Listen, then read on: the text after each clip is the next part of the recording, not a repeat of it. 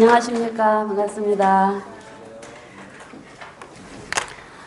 이 시간에는 저와 함께 역대상하를 공부하도록 하겠습니다. 여러분들 교재 272페이지 펴주시면 되겠습니다. 그리고 성경은 역대상 펴주시고요. 좀 하우링이 뜨는 것 같은데요.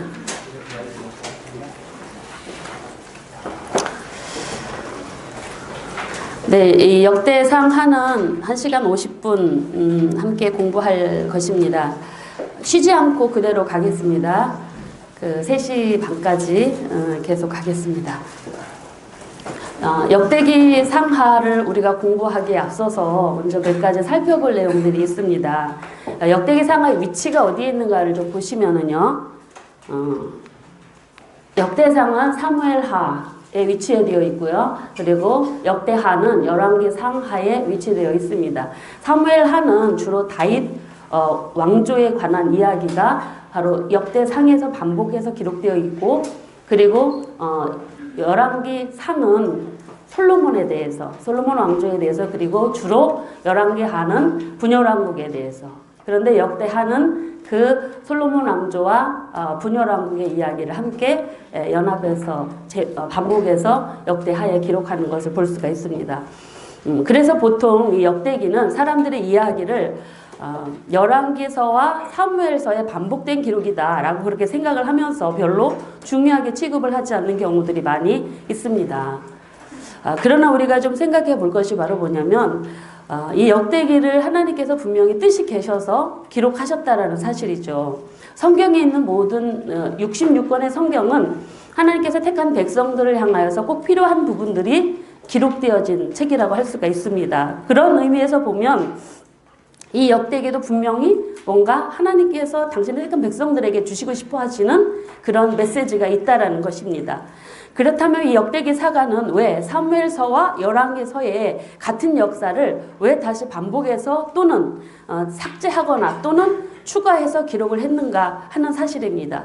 그것은 바로 하나님께서 당시 역대기서를 들어야 되고, 그리고 당시 이 메시지를 들어야 되는 사람들이 바로 누구였냐면 특수한 상황 속에 있었던 바벨론 70년의 세월을 포로 생활을 보내고 돌아온 귀한 공동체들에게 하나님께서는 특별히 주시고 싶으신 말씀이 있었기 때문입니다. 그래서 이스라엘의 사무엘서와 열왕기서의 내용, 역사들을 재반복하면서, 그리고 때로 추가, 삭제하면서 하나님께서 당시 포로 귀한 공동체들에게 주시는 내용이 바로 역대기서라고 할 수가 있고요.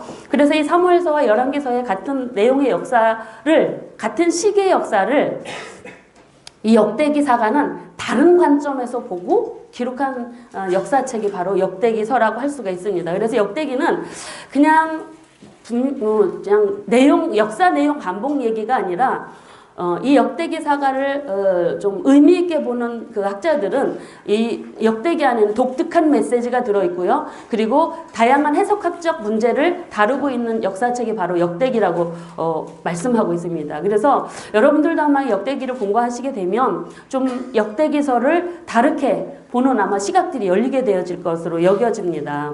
그래서 지금부터 역대기서를 좀 보겠는데, 역대기서는 왜 누구에게 어떤 독특한 메시지를 갖고 있는가 하는 부분들을 말씀드리기 전에 먼저 여러분들이 앞에서 살펴보셨던 구약성경 39권의 구조 여러분 기억하시죠? 17호 17 하시면 17은 역사서, 그리고 5권은 시가서, 그리고 17권은 또 예언서 나누게 되지 않습니까? 그래서 이 시간에는 그 역사서, 17권의 그 역사서가 왜 어떻게 기록되어졌는가라는 것입니다. 이스라엘 백성들을, 이스라엘 나라의 역사를 기록하고 있는 이 17권의 역사는요, 그 뼈대가 바로 여기라고 할 수가 있습니다. 이 뼈대.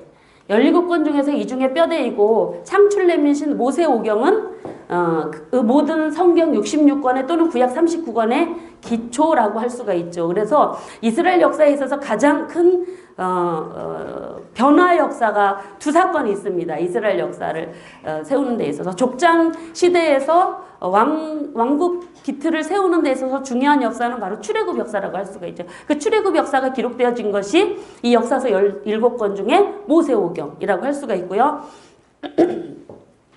그리고 왕정 시대가 이제 갖춰져서 이스라엘 백성들이 족장 시대에 있다가 하나님께서 출애굽 역사를 통해서 이스라엘 백성들을 가나안 땅으로 인도해 드리고 그리고 그 땅을 정복하고 정착하고 그리고 통일 왕국을 이루고 분열 왕국을 이루고 하는 그런 살아가는 그런 삶 속에서 하나님께서는 하시고 싶으신 하나님께서 그들에게 요구하신 게 바로 뭐냐면 이스라엘 백성들을 가나안 땅으로 들어보낸 이유가 바로 뭐냐면 그들을 하나님의 백성으로 삼아서 그들을 통해서 세상 모든 열방의 제사장으로 세우기 싶어 하시는 하나님의 뜻이 계셨다라는 사실입니다. 그래서 17권의 역사서는 하나님께서 당신의 택한 백성들에게 가나안 땅을 정복하고 정착하고 그곳에서 통일 왕국 하나님의 신정 통치를 이루는 하나님 나라를 세워나가는 그런 삶의 여정 속에서 그들이 시내산 언약에서 주신 하나님의 백성으로 살겠다라고 결심하며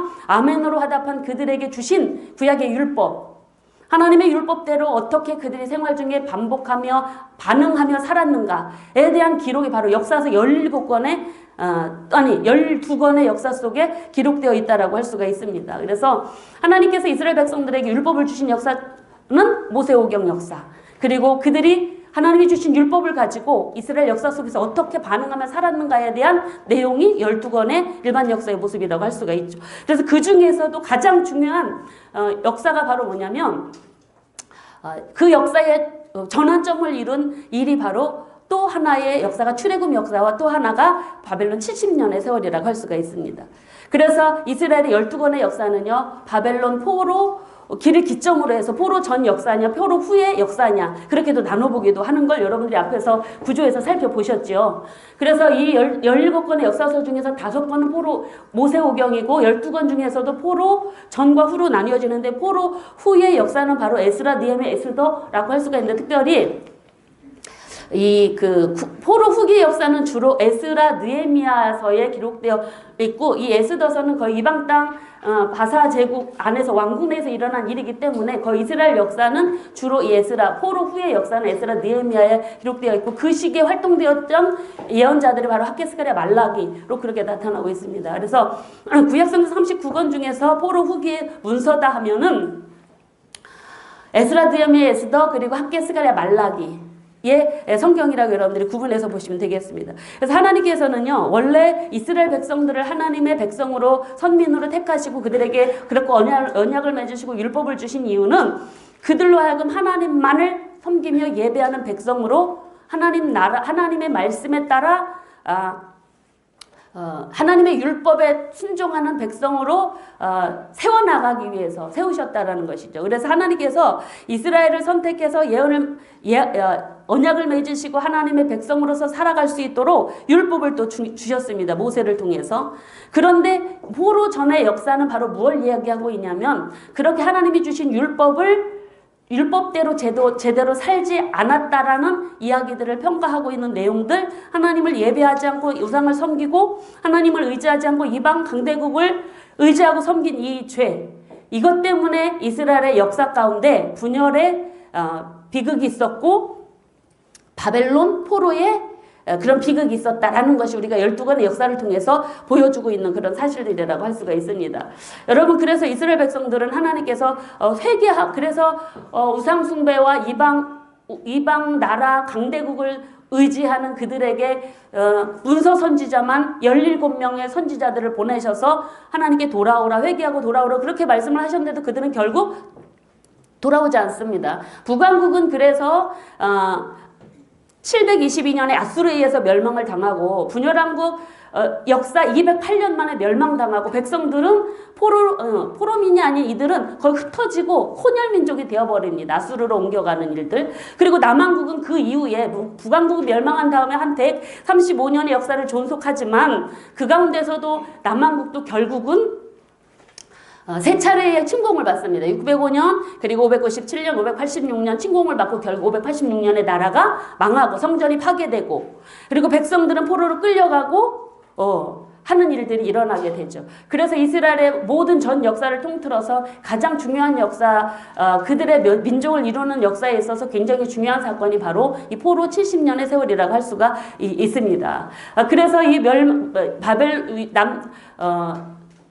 이스라엘 백성들의 그 멸망 시기를 바로 보시면은 605년에서 586년으로 그렇게 보고 있습니다. 세 차례 침공을 받는 거 여러분 아시죠? 여호야김 때, 그리고 여호야긴 때, 시드기야 왕 때 마지막으로. 그런데 이 시기에 가장 집중적으로 많이 예언자들이 활동했던 것을 여러분들이 이제 앞으로 예언서들을 통해서 얼마나 많은 예언자들이 어느 시기에 왜 하나님의 말씀들을 그렇게 선포할 수밖에 없었는가를 이제 이후의 예언서들을 통해서 여러분들이 듣게 되어지실 것입니다.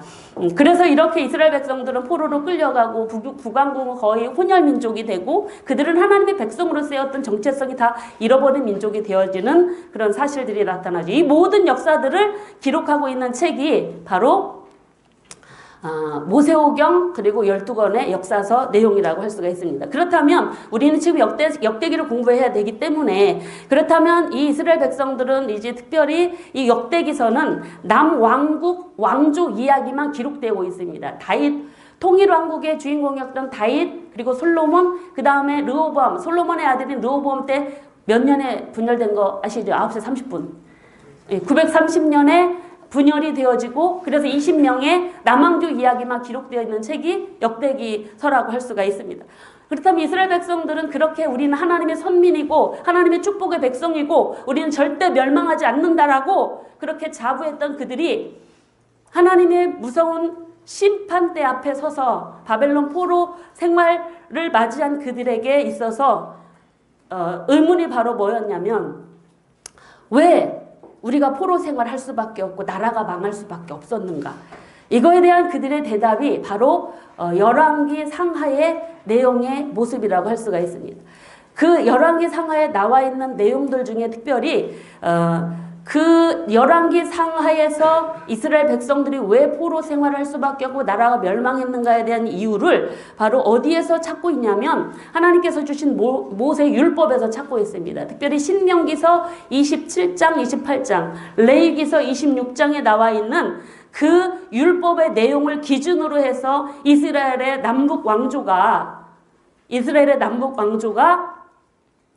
어떻게 율법에 순종했고 어떻게 불순종했는가의 기록들을 하면서 그 내용들을 기록하면서 왜 남유다 북왕국이 이렇게 멸망할 수밖에 없었는가의 이유를 그 신명기서와 레위기서의 말씀을 통해서 평가해주고 그걸 정리해주고 이야기해주고 있는 내용들이 열왕기서 사무엘 상하, 열왕기 상하에 기록되어 있는 내용. 그 이유는 뭐냐? 이스라엘 백성들이 포로 생활을 할 수밖에 없는 이유는 바로 율법에 불순종했기 때문입니다. 그래서 여러분들이 보통 신명기 28장 하면 그 축복장으로 그 내용 많이 우리가 인용하지 않습니까? 28장 하면. 근데 27장에는 저주의 내용이 나오고 28장에는 축복의 내용이 나옵니다. 율법에 순종하면 하나님의 부요함과 하나님의 안전을 보호받는다는 내용. 그리고 27장 신명기 27장 내용은 하나님의 말씀에 율법에 불순종하면 저주와 형벌을 받는다라는 내용. 이러한 내용이 바로 열왕기 상하의 내용인데 그래서 열왕기 상하를 기록하게 된 근거가 어디에 있느냐면 이 신명기서 28장, 27장, 28장에 있습니다. 그래서 포로 전 역사의 주로 기록되어 있는 열왕기 상하나 사무엘 상하에 나와 있는 그런 모든 내용들을 거기에서 살았던 백성들 왕들을 평가하는 그 기준이 바로 뭐였었냐면 하나님의 율법에 순종했는가 불순종했는가 하는 그런 기준에 따라서 그들을 평가했는데 그래서 그런 모습들을 바로 그런 내용들을 강조하고 이야기하는 내용들이 바로 신명기 사관이라고 볼 수가 있습니다. 여러분 사관하면 역사를 보는 관점이지 않습니까? 어떤 것을 기준으로 해서 역사를 볼 것인가. 그런데 포로 전에 기록되어졌던 모든 문서들에는 바로 이 신명기서의 27장, 28장의 그 내용이 그 내용에 근거해서 백성들과 왕들의 통치가 평가받고 있다라는 사실입니다. 그래서 이 신명기서 27장, 28장의 내용을 그 안경을 끼고 하나님의 백성들의 역사를 들여다보니까 율법으로 순종했던 왕이나 백성들은 평안하고 부유를 누렸고 불순종했던 왕이나 백성들은 형벌과 심판을 받았더라. 특별히 바벨론 70년의 세월은 그래서 율법의 불순종에서 그렇게 결과가 왔더라 하는 내용들을 바로 이 열왕기 상에서 이야기해주고 있어요. 그래서 이 열왕기 상 하면 보통 사무엘상, 열왕기상, 사무엘서, 열왕기서의 는 무엇에 기초해서 역사가 기록되었는가라고 이야기할 때 그래서 이 신명기서의 말씀을 기초해서 기록되었다. 신명기 사관을 그렇게 이야기를 하고 있습니다. 신명기 사관에 대해서는 조금 더 이따가 좀 자세하게 말씀을 드리겠고 그래서 이 유다 백성들은 이런 하나님의 율법의 불순종 하나님과 언약 맺고 주신 율법의 불순종에서 포로 생활에 70년을 보냅니다. 그런데 그들에게 변화가 일어납니다. 이 70년을 보내놓고 그들에게 삶의 변화가 일어나는데 이 70년의 세월은 그들에게요. 많은 것들이 변화됩니다. 완전히 신앙의 변화가 일어납니다. 포로 전에 이스라엘 백성들이 왜 멸망을 했냐면 율법을 불순종. 율법에는 바로 율법 중에 가장 기초가 뭐예요? 십계명. 나 외에 다른 신을 내게 두지 말라. 일계명. 그거부터 어깁니다. 그거부터. 뭐 다 어겼죠. 그거부터 어기는데 그래서 포로 전에 이스라엘 백성들이 망할 수밖에 없고 포로 갈 수밖에 없었던 이유는 바로 우상숭배 죄였었습니다. 근데 이들이 포로로 가서 배우고 오는 것이 뭐냐면 우상 우리가 포로 전에 섬겼던 우상은 다 헛된 것이고 바로 여호와가 유일한 참신 참 하나님이다. 이걸 배우고 돌아옵니다. 그리고 하나님은 유대인만의 역사를 다스리는 분이 아니라 이 하나님 우리 여호와 하나님은 이방 땅 나라 백성 왕도 다스리시는 역사의 주관자이다라는 걸 배우고 돌아오죠. 그 증거가 다니엘서에 나타나고 있습니다. 다니엘서에 보면 느부갓네살 다리오 왕이 다니엘과 세 친구들의 믿음을 통해서 하나님의 살아계심을 경험하고 내린 조서들 그게 증거. 여러분 그래 다니엘서를 통해서 그 역사의 주관자이신 하나님 여호와만이 진정한 참신인 것을 증거해주는 내용들 포로 후기에 기 동안 기록되어졌던 다니엘서를 통해서 우리가 보여주고 있습니다. 두 번째 변화는 바로 이스라엘 백성들의 이름이 변화되어집니다. 여러분 통일왕국 때는요 온 이스라엘로 통칭을 합니다. 그리고 분열왕국 때 이후에는요 북쪽은 이스라엘 남쪽은 유다로 그렇게 통칭을 하게 되어지죠. 그래서 분열왕국 때 북쪽은 그냥 우리는 보통 그냥 북왕국, 남왕국 그렇게 얘기하지 않습니까? 성경에는 그냥 이스라엘, 남쪽은 유다. 그때 구분되어질 때 북쪽은 10지파, 남쪽은 2지파로 분열이 되어집니다. 그러고 나서 그들이 그렇게 이름이 이렇게 바뀌어지고요. 그러고 나서 돌아와서 그들에게 또 하나의 변화가 바로 무엇이냐면 그들에게 이름이 변화돼요. 포로 귀환 후에 이름이 바뀌어지는데 그때는 바로 예후디에서 유대 사람이라는 명칭으로 바뀌어집니다. 이것은 바로 야곱의 아들 유다의 후손이라는 의미도 있고 지역적인 특성, 유다라고 하는 땅에 살고 있는 그 지역적 동질성 그리고 또 더 나아가서 야훼 신앙을 지키는 사람들 유일신이신 여호와 하나님만을 믿고 섬기는 사람들이라는 의미로 하나님과 특별한 관계를 맺은 사람들이라는 의미로 유대 사람이라는 이름으로 바뀌어지게 됩니다. 그리고 종교적인 변화가 일어납니다. 어떻게 변화되냐면 이방 멸망당하기 전에는 성전에서 예배를 드렸습니다. 성전 중심의 신앙이 포로 후기에는 뭐로 변하냐면 회당 중심 종교로 바뀌어집니다. 왜냐하면 이방 땅에는 성전이 없지 않습니다. 성전이 이미 파괴되었습니다. 그래서 그들은 10명 이상의 유대인들이 모이면 회당을 만들어 놓고 그곳에서 뭐하냐? 율법을 읽고 율법을 연구하고 함께 하나님을 예배하는 일들을 했다라는 것입니다. 그래서 포로 이후에 변화된 이런 종교적인 부분들은 성전 중심이 회당 중심으로 그리고 성전에서 예배드렸던 제사 중심이 어디로요? 율법 중심으로 바뀌어지게 되는 일들이 이때 일어납니다. 성전이 없는 이방 땅에서 회당을 중심으로 율법을 읽으며 여호와 신앙을 유지했던 사람들이 유대 사람들입니다. 그래서 이런 바벨론 포로 기간 동안 있었던 이 회당 중심의 제사 생활들은요 누구를 중심으로 이루어졌냐면 제사장과 레위인을 중심으로 해서 이 율법이 연구되어졌고 구약 성경이 정리되어졌고 그리고 그들을 중심으로 포로 귀한 자들이 그 레위인과 제사장 중심으로 해서 돌아와서 성전을 건축하고 그리고 율법을 낭독하고 이스라엘 백성으로서 하나님의 백성으로서의 정체성을 확인해 나가고 그들이 이스라엘을 다시 회복시킬 이스라엘 나라를 회복시키기 위한 노력들을 바로 누구 중심으로 하게 되냐면 이 제사장과 레위인들을 중심으로 하게 됩니다. 왜냐하면 이들의 노력은 이미 포로기 동안부터 있었기 때문입니다. 그래서 이러한 여러 포로 중심, 회당 중심 그리고 율법 중심의 종교는 이 포로기 기간 중에 이루어졌습니다. 그리고 이것이 어디까지가 여러분 신약 성경을 보면 회당 중심 이야기, 회당에서 회당 생활들이 많이 나오지 않습니까? 이것이 신구약 중간기를 거쳐 신약까지 이어가고 있는 것을 볼 수가 있습니다. 신약 시대에는 안식일 날에 이 회당에서 모여서 안식일 날에는 율법을 낭독하고 예배를 드렸지만 평소에는 이곳에서 율법을 가르치고 배우는 학교 역할을 하는 것이 회당의 문화였었습니다. 이것을 조성한 그런 시대가 포로기 시대였고, 그리고 회당에서 서기관 역할을 했던 사람이 바로 제사장, 레위인들이었다라는 것입니다. 그런데 이러한 이스라엘 백성들에게 포로기 70년을 보내놓고 이러한 변화들을 가지고 돌아오게 되어지죠. 이것은 굉장히 이스라엘 역사, 우리가 신약을 이해하는 데 있어서 굉장히 중요한 자료들이라고 할 수가 있습니다. 이렇게 이스라엘 백성들이 포로가 끝날 무렵 무슨 일들이 일어나면 당시 중동지역, 고대 중동지역의 패권이 바뀌어집니다. 이스라엘 백성들이 포로 605년에 1차, 597년에 2차, 586년에 3차 바벨론으로 갔지만 70년 후에 바벨론의 패권이 어디로 가냐면 페르시아로 넘어가는 그런 역사의 대변력이 일어나는 시대에 그들은 귀환하는 역사가 일어나게 됩니다. 그래서 지금 이스라엘 백성들 바벨론의 포로미로 끌려갔지 않습니까? 근데 70년이 지난 후에는 지금은 그들은 페르시아의 속국민이 되어지는 처지로 바뀌어지게 되는 것이죠. 유대인들은 자신들이 의도하지 않았는데 당시 중동의 패권 지배하는 그 나라를 지배하는 그 나라의 변혁에 이끌려서 그들은 그렇게 갈 수밖에 없었다라는 것입니다.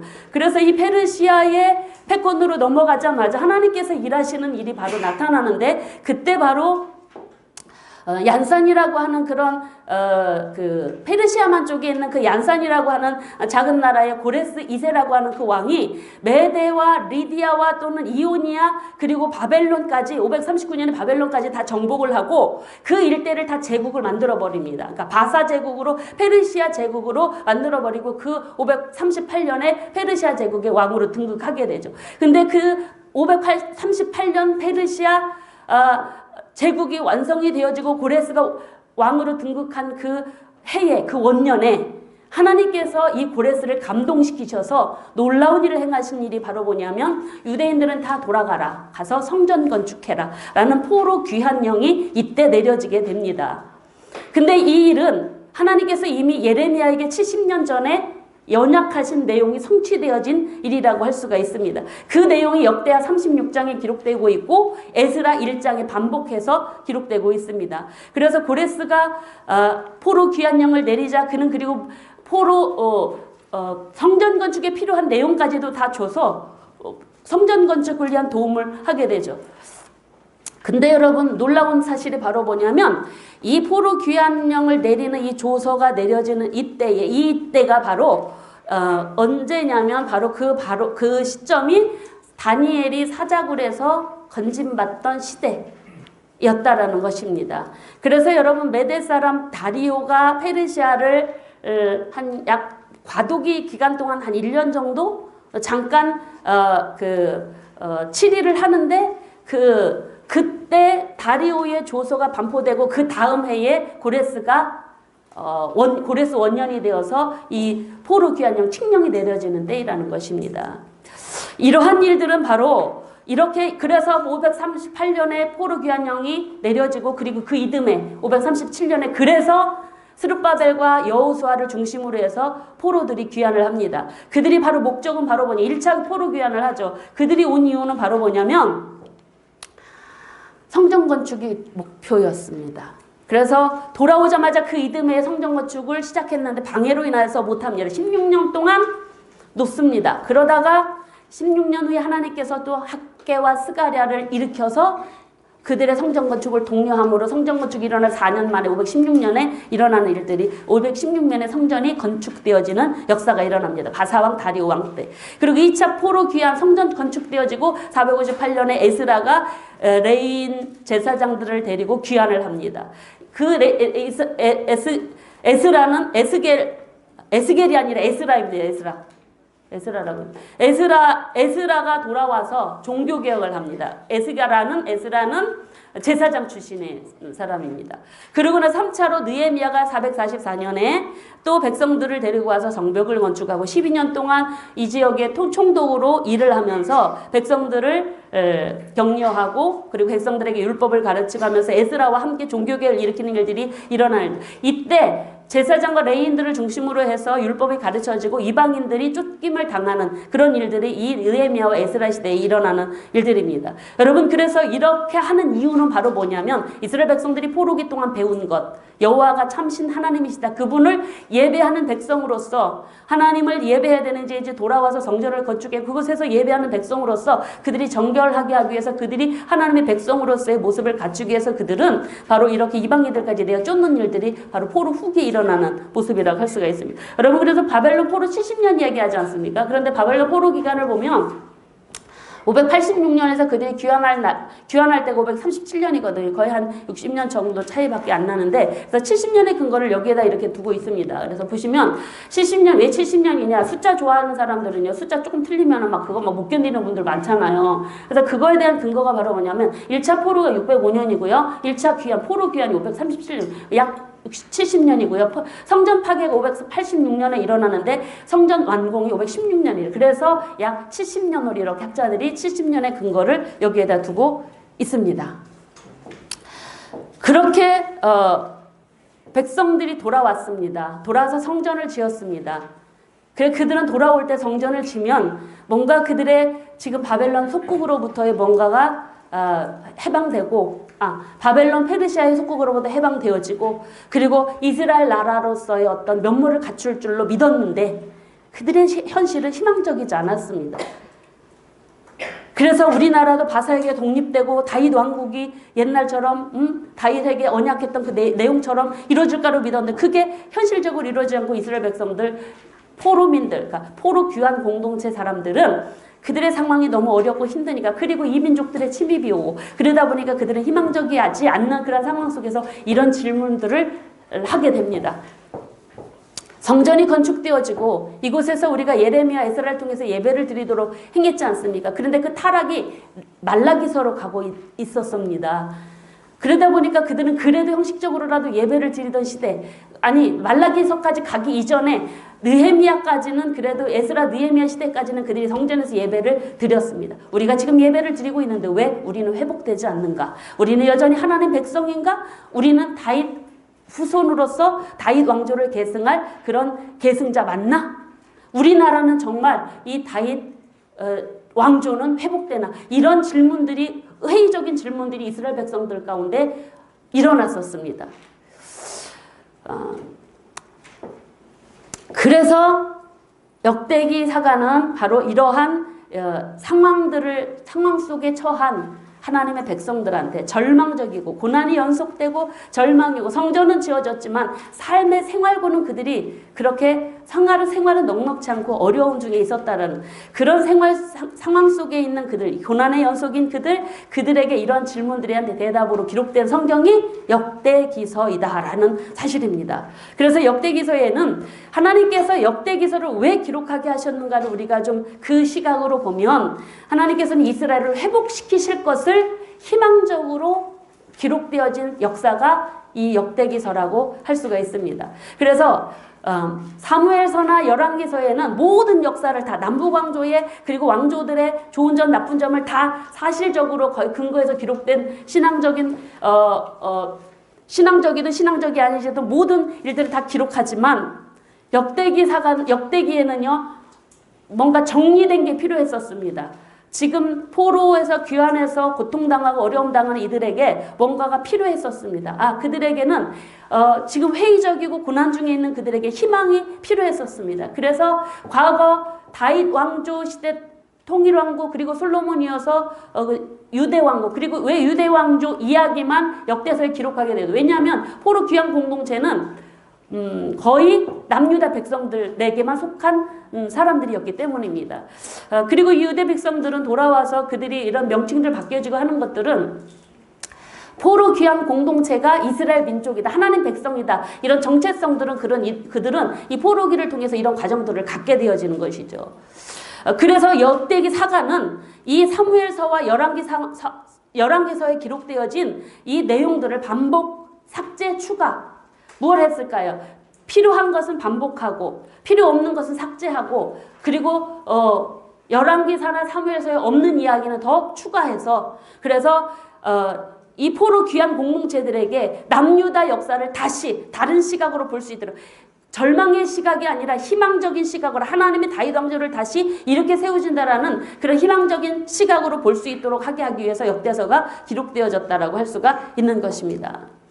그래서 그런 점에서 바로 역대기서와 열왕기서에 기록되어진 그 사관이 역사를 보는 사관이 관점이 다른 것입니다. 그래서 이 시간에는 신명기 사관과 역대기 사관에서 잠깐 말씀을 좀 드리겠는데 신명기 사관은 모세의 신명기, 모세를 통해서 주신 율법, 신명기 특별히 27장, 28장에 나와 있는 그 내용 기초합니다. 그래서 모세의 전성을 이어가는 것이 이 신명기 사관이라고 하고 있는데 그 내용을 보면 율법을 순종하는 자 하나님의 축복이 임하고 거역하는 자에게 저주의 심판이 임한다. 라는 말씀입니다. 율법을 순종하는 자에게는 하나님의 축복과 안정과 보호가 약속되어지는 내용들. 그러니까 상과 벌이 하나님의 율법에 대한 순종과 불순종에 따라서 이루어지게 된다라는 그런 내용들이 기초해서 그런 역사를 보는 이런 안경, 그 안경으로 역사를 보면서 기록한 성경이 바로 사무엘서나 열왕기서라고 할 수가 있는 것이죠. 그래서 여러분들이 뭐 보시면은요, 여러분 역사서들을 보시면은 왕들이 율법을 순종했을 때 나라가 안정됐잖아요. 외침도 없었고. 근데 왕들이 제대로 하나님 안 섬겼을 때는 외침이 있었고 나라가 어려움을 당하는 일들을 우리가 열왕기서에서 확인해 볼 수가 있지 않습니까? 여러분 그래서 그러한 이 신명기 27장, 28장, 레위기 26장에도 이 말씀이 압축되어 있습니다. 그 시각으로 그 관점으로 성경을 기록한 시각이 신명기 사관이다. 그래서 여러분 이 신명기 사관은 포로 이전에 그 현실 정치와 죄에 대해서 비판합니다. 그것은 바로 뭐냐 회개를 촉구하기 위함이죠. 그리고 도덕성을 강조합니다. 그래서 이러한 신명기 사관의 관점은요 예언자적 관점에서 쓰여진 그런 사관이라고 할 수가 있습니다. 그래서 이런 신명기 사관은 포로기 이전에 기록되어진 모든 문서에 이게 나타나고 있습니다. 그리고 역대기 사관은 바로 뭐냐면 포로기 이후에 기록되어졌는데 그래서 여러분 열왕기서에 보면은 이 신명기 사관에 의하여 어떤 왕이 선한 왕인지 악한 왕인지 평가되어지잖아요, 여러분. 그래서 열왕기서의 분열왕국 이후의 왕조들을 여러분들이 앞에서 공부하셨죠. 그 평가 기준이 뭐냐? 이 신명기서라는 것입니다. 말씀, 율법에 순종했느냐. 그래서 그때마다 예언자들을 보내서 돌아오게 했지만 회개를 촉구했지만 돌아오지 않았던 그래서 포로 생활이 되었을 수밖에 없었다라는 것. 그래서 그 포로 귀환한 공동체들에게 우리 이제 끝났나 하는 그들에게 바로 역대기를 기록한 이 사가가 어떻게 보고 있냐면은 또 다른 관점으로 그 역사를 들여다보는 관점으로 기록된 게 역대기라고 할 수 있는데 그래서 역대기 사가는 바로 다윗 언약 사무엘하 7장 그리고 역대하 17장 역대상 17장 맞죠? 역대상 17장 그래서 사무엘하 7장 역대상 17장 다윗 언약에 근거해서 다윗 언약 전승에 따라서 역사를 보는 관점이 역대기 사관이라고 할 수가 있습니다. 70년의 포로 생활을 끝내고 돌아온 그들 매 맞고 돌아왔잖아요. 아파요. 아직도 어떻게 해야 될지 모르겠고 성전은 지어졌지만 그들의 생활은 너무 어렵고 아직도 바사의 속국이고 그래서 우리들이 과연 하나님 백성 맞나? 그리고 우리가 하나님 백성이란 무슨 근거로 우리가 하나님 백성인가? 그리고 우리는 무엇을 의지해서 기대고 하나님 백성으로 다시 일어서야 되는가? 이러한 그들의 이스라엘 백성이 남유다 백성들이 하나님의 백성으로서의 구심점을 세우기 위해서 기록된 것이 역대기 그 서인데 그래서 그런 관점에서 이 사관을 이야기하고 있는데 그래서 포로기 심판 이후에 회복되지 않는 이스라엘 상황 속에서 포로 귀한 공동체가 하나님 백성이다라는 그런 정체성 을 확인시켜주고 그리고 하나님의 나라의 회복이 다윗 언약에 근거하고 있다라는 그런 확증을 보여주고 있습니다. 그래서 역대기에는 죄에 대한 심판보다는 바로 하나님의 주권에 대한 일방적인 은혜, 그리고 회개와 용서, 장래 희망과 회복을 이야기해주는 제사장적 관점에서 기록된 것이 역대기 사관이라고 할 수가 있습니다. 그렇다면 여러분들이 혹시 보시면은요, 그 역대기, 아니 그러면 포로 이전에 그 기록되어진 그런 역사서에는 하나님의 은혜가 없을까요? 있죠. 포로기 이후에 기록되어진 역대기에도 뭐 이 예언자적 이런 잘못된 것에 심판하는 경고하는 이야기, 죄에 대한 경고 얘기 없을까? 있습니다. 그런데 우리가 한쪽으로 치우치면 안 된다는 것이 바로 균형을 이루어야 된다는 것입니다. 그래서 언약의 증표로 주신 율법에 대한 순종과 불순종에 대한 축복과 징별이 임한다는 신명기 사관과 죄를 범하고 징계받은 이후에 하나님의 절대적인 은총으로 용서와 회복이 강조되는 역사기 사관은 모든 성경에 다 들어있습니다. 그럼 우리가 왜 굳이 이렇게 역사서를 공부하면서 열왕기 사관의 신명기 사관에 의해서 또는 역대기는 역대기 사관에서 기록됐다라고 이야기를 하냐면 강조점이 어디에 있느냐에 따라서 구분할 뿐입니다. 하지만 우리가 그냥 평신도들이라면 그냥 넘어갈 수 있겠지만 교회 지도자들, 목사님들, 전도사님들은 이러한 관점에서 성경을 들여다봐야 성도들을 위로할 때 이런 근거에 의해서 위로하고, 이 역대기 사관에 의해서 위로하고 회복을 이야기하고, 그리고 때로 죄를 범할 때 신명기 사관에 의하여 예언자처럼 잘못을 촉구하고 잘못을 지적하고 죄를 회개하도록 그렇게 촉구하는 일들이 있어져요. 이것이 바로 균형 잡힌 모습으로 있어야 돼요. 그래서 어느 쪽에 강조점을 두느냐에 따라서 역대기 사관, 열왕기에서는 신명기 사관으로 이렇게 기록되었다라고 우리가 포로기 전과 후를 나눠서 역사를 이렇게 들여다보는 관점이 이렇게 저희들이 안내를 해드리고 있는 것입니다. 교회 사명은 바로 이 두 가지를 같이 균형 있게 선포할 사명이 있습니다. 치유와 위로와 용기, 그리고 하나님의 절대적인 은혜를 강조하려면 제사장적 사명 감당하는 이 역대기 사관의 내용과 죄를 지적, 비판, 회개, 촉구하고 정의를 외치는 예언자의 사명, 이것이 바로 성도의 교회의 사명, 성도의 사명인 것을 바로 역대기를 공부하면서 우리가 좀 다시 한번 확인해 볼 수 있는 모습이라고 할 수가 있습니다. 네, 그래서 역대기는요, 하나님의 다윗 언약을 기초로 해서 주신 하나님의 무조건적인 은혜와 용서가 강조되는 그런 역사서라고 할 수가 있습니다. 그래서 그들은 하나님의 백성으로서의 근거를 어디다 두냐면 다윗 왕조 계승자라는 그 근거를 바로 하나님이 다윗에게 주신 그 언약에 두고 있다라는 것입니다. 그래서 그 언약에 기초하면 하나님이 다윗의 후손을 통해서 왕조를 영원히 다윗 왕조를 세우고 이뤄갈 것이다라는 그 언약이 지금 포로 귀환 공동체를 통해서도 이어가고 있다라는 이스라엘의 재건, 회복, 이거를 확신시켜주기 위해서 역대기가 기록되어졌다라고 할 수 있고, 특별히 이 역대기에는요, 다윗, 솔로몬을 중심으로 해서 남왕조 왕들 이야기만 기록되어 있는데 한정된 기록을 하고 있는 것은 지금 그 대상이 포로 귀한 공동체 남유다 백성들이기 때문입니다. 그리고 이렇게 회복되어질 이스라엘은 어떤 공동체냐면은 하나님을 예배하는 공동체여야 합니다. 여러분, 지금까지 열왕기 상하까지는요, 이스라엘 백성들에게 기대는 바로 뭐였냐면 다윗 왕조, 다윗의 혈통, 육신의 혈통을 통해서 이어지는 왕조의 영원성을 그들은 기대했었습니다. 근데 포로로 다 끝났잖아요. 왕조가 다 끊겼습니다. 스룹바벨 이후에는요, 남유다를 지키고 통치하는 사람들은 다 바사 총독이 다스렸었습니다. 그게 바로 이제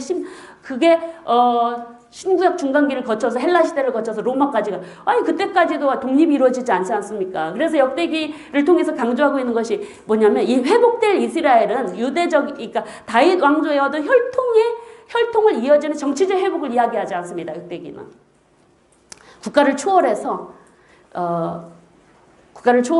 왕정시대 이전에 전통적인 성전 제일 종교를 중심으로 한 여호와 신앙 공동체, 그리고 성전 중심 예배하는 공동체로서의 하나님의 백성, 그리고 하나님의 나라를 비전으로 보여주는 책이 이 역대기서라고 할 수가 있습니다.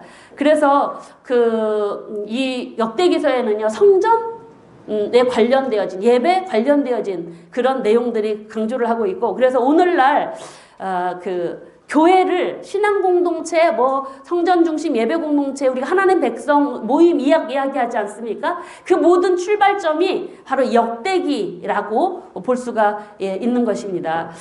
그래서 여기까지 그래서 우리가 지금 신약, 구약 포로기를 공부하고 있지만 신약, 신구약 지나서 신약까지 오고 지금 오늘 이 시대까지는 이 사상은 결코 없어지지 않습니다. 그래서 이 사상이 어디까지 가냐면은요, 메시아 왕국까지 가는 거죠. 그렇다면 하나님의 이스라엘 회복은 바로 뭐냐면 역대기에는 그 메시아 사상까지 나오고 있습니다. 그러니까 신앙 공동체로서 하나님 예배하는 공동체에서 하나님의 백성, 그 하나님 나라를 통해서 하나님 나라를 다스려 나가는 메시아의 신앙까지 바로 역대기서에 기록돼요. 굉장히 역대기는요, 굉장히 그 남유다 이야기만 한다고 해서 이거 치부할 책이 아니고 굉장히 우리가 더 많이 연구하고 또 고민하고 묵상하게 될 그런 책으로 보여지고 있습니다. 자, 이제 여기까지 개론적인 부분들을 말씀드리고 이제 책 내용으로 들어가도록 하겠습니다.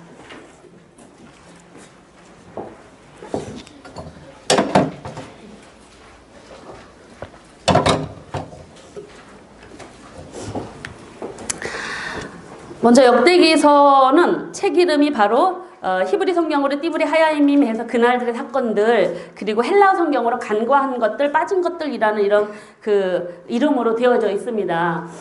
근데 이름이 굉장히 좀 문제가 되어지는 것이 바로 뭐냐면 헬라어 성경에 보면은요, 간과한 것들, 빠진 것들, 히브리어 성경에는 원래 이 역대 상하가 한 권으로 되어져 있었습니다. 근데 히브리어로 번역할 때 70인역 번역할 때 분량이 많아서 남은 것 뿐입니다. 여러분들이 그렇게 이해하시면 좋겠고, 그래서 헬라어 성경에는요, 간과한 것들, 빠진 것들, 이러한 책의 그 이야기 때문에 이 역대기는 별로 별 볼 없는 책이야 라고 그렇게 오해하는 일들이 있었다라는 것입니다. 그런데 역대기는요, 사무엘서나 열왕기서의 보조적인 자료가 아닙니다. 여러분들이 좀 더 자세하게 이제 들어가서 보시면은 결코 보조적인 자료가 아니라 독특한 메시지가 담겨진, 우리가 다시 해석할 문제들이 많은 그런 내용들이 담겨져 있는 책이라고 할 수가 있습니다. 그래서 그냥 보조적인 책이라고 하고 똑같은 내용 있네? 아닙니다. 많은 것들이 다르게 역대기사가 의도대로 다르게 기록되는 것을 볼 수가 있습니다. 그래서 역대기를 여러분들이 이제는 공부하셨으니까 좀 덮어놓지 마시고, 똑같은 얘기 있다고 족보 얘기가 9장까지 나가 지루해라고 덮어놓지 마시고, 그것도 좀 연구하시면서 보시면 하나님께서 절망 중에 있는 포로 귀환 공동체를 어떻게 세워나가고 계시는가, 그런 것들이 바로 역대기서를 통해서 좀 볼 수 있는 그런 눈이 열려질 거로 여겨집니다. 자, 그리고 이 기록자는 바로 누구로 보냐면 에스라로 보고 있습니다. 하나님이 도우신다라는 그런 의미의 사람인데, 레위 자손의 16대, 아론의 16대 후손으로서 에스라서를 기록한 그런 분으로 알고 있는데, 왜 이분을 이렇게 기록자로 보고 있냐면, 에스라와 느헤미야는 동시대의 사람입니다. 458년에 2차 귀환한 에스라, 444년에 3차 귀환은 느헤미야는 동시대 사람입니다. 느헤미야가 12년에 총독의 생활을 하고 다시 한 1년 정도 돌아갔다가 다시 귀환했을 때, 그때 느헤미야는요, 페르시아 왕의 술 맡은 관원장, 왕의 측근이었었습니다. 그래서 아마 돌아오면서 그에 비롯한 많은 자료들을 가지고 와서 아마도 같이 종교개혁을 일으키고 하는 그런 과정 중에 그 자료들을 얻어서 이 책을 기록했을 것이다 라고 봐서 기록자를 에스라로 보고 있습니다. 그래서 이 배경은 지금까지 말씀드렸듯이 이스라엘의 동일한 역사, 사무엘서와 열왕기사의 동일한 역사를 좀 다른 관점으로 다룬 그런 배경을 보고 있고, 그래서 배경을 보시면은 거의 여러분들이 사무엘서와 열왕기서를 오히려 보조로 보셔야 될 것 같습니다. 왜냐하면 거기에 없는 내용들도 많이 추가된 내용들이 있기 때문입니다. 그리고 특별히 역대기는 바로 배경이 뭐냐면 포로 생활에서 귀환한 이스라엘 백성들의 그 남유다 역사만, 남왕족 다윗, 솔로몬, 르호보암부터 시드기야까지 20명의 분열왕국 왕 남유다 역사만 제시하고 있는 것이 바로 역대기의 배경이라고 할 수가 있습니다. 그래서 이 역대기 기록 연대는 우리가 이제 에스라 시대, 느헤미야 시대를 보면 430년으로 봅니다. 그 근거가 바로 여기에 있는데, 역대상 3장에 보면은요, 포로 귀환 공동체 족보가 나옵니다. 족보가 9장까지 나오지 않습니까? 이 족보도 살펴보시면은요, 굉장히 다 논리 정연하게 질서 있게 정리한 그런 흔적들이 보여지는데, 포로 귀환 공동체가 있었고요. 족보가 기록되고, 대상이식 9장에 보면은 다릭이라고 하는 페르시아의 화폐 단위가 나오고 있습니다. 그래서 바로 아마 느헤미야가 12년의 총독 생활을 보내고 돌아갔다가 다시 페르시아 갔다가 다시 여기 땅에 큰 문제가 있다나 다시 돌아온 그 시점을 이제 보고 있는 것입니다.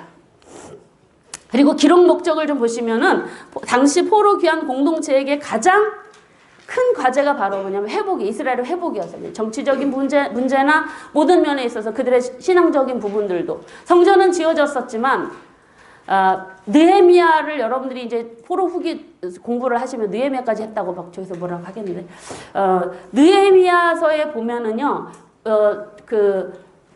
느헤미야가 12년에 성벽을 건축해놓고 그러고 나서 돌아가거든요. 근데 왜 돌아오냐면은 돌아와서 1년 후에 보니까는요 이 신앙 공동체가 무너졌었어요. 그래가지고 다시 제 종교개혁을 예스라하고 성경을 율법을 읽고 하는 일들이 일어나게 되어지는데 이 시대에 바로 역대기서가 기록할 수밖에 없었던 이유는 한 1년여 전에 모든 걸 성전 중심으로 신앙생활 잘 하라고 이르고 갔는데 또다시 이렇게 무마되어진 그런 무너진 그런 이스라엘 백성들의 신앙적인 회복 또는 정치적인 회복이 바로 당시에 포로 공동체의 가장 큰 과제였다라는 것입니다. 그런데 역대기에서 강조하고 있는 이유는 이것은 뭐냐면 정치적 국가적 차원의 회복이 아니다라는 성전 중심으로 하나님 예배하는 신앙 공동체 예배 공동체에서 정체성을 확립하기 위해서 이 역대기석이 기록되어졌고 그들은 그래서 종교적인 재회복을 꿈꾸는 이스라엘 역사를 이제 좀 제시하고 싶어서 이 역대기서가 기록됐다고 할 수가 있습니다. 특별히 그래서 포로 귀환 공동체의 회복의 비전은요 다윗 언약의 영속성이 있다라는 걸 보고 있는데 여기에서 특별히 기록 목적과 연관되어져서 이 역대기의 신학적 특징들을 간단하게 말씀을 좀 드리고 넘어가겠습니다. 앞에서 언급된 내용들이 반복되어질 것이기 때문에 간단하게 말씀을 드리도록 하겠습니다. 역대기에서의 신앙적인 특징은 바로 뭐냐면 사관입니다. 사관. 하나님이 어떤 분인가 라는 그런 사관이 바뀌게 되어집니다.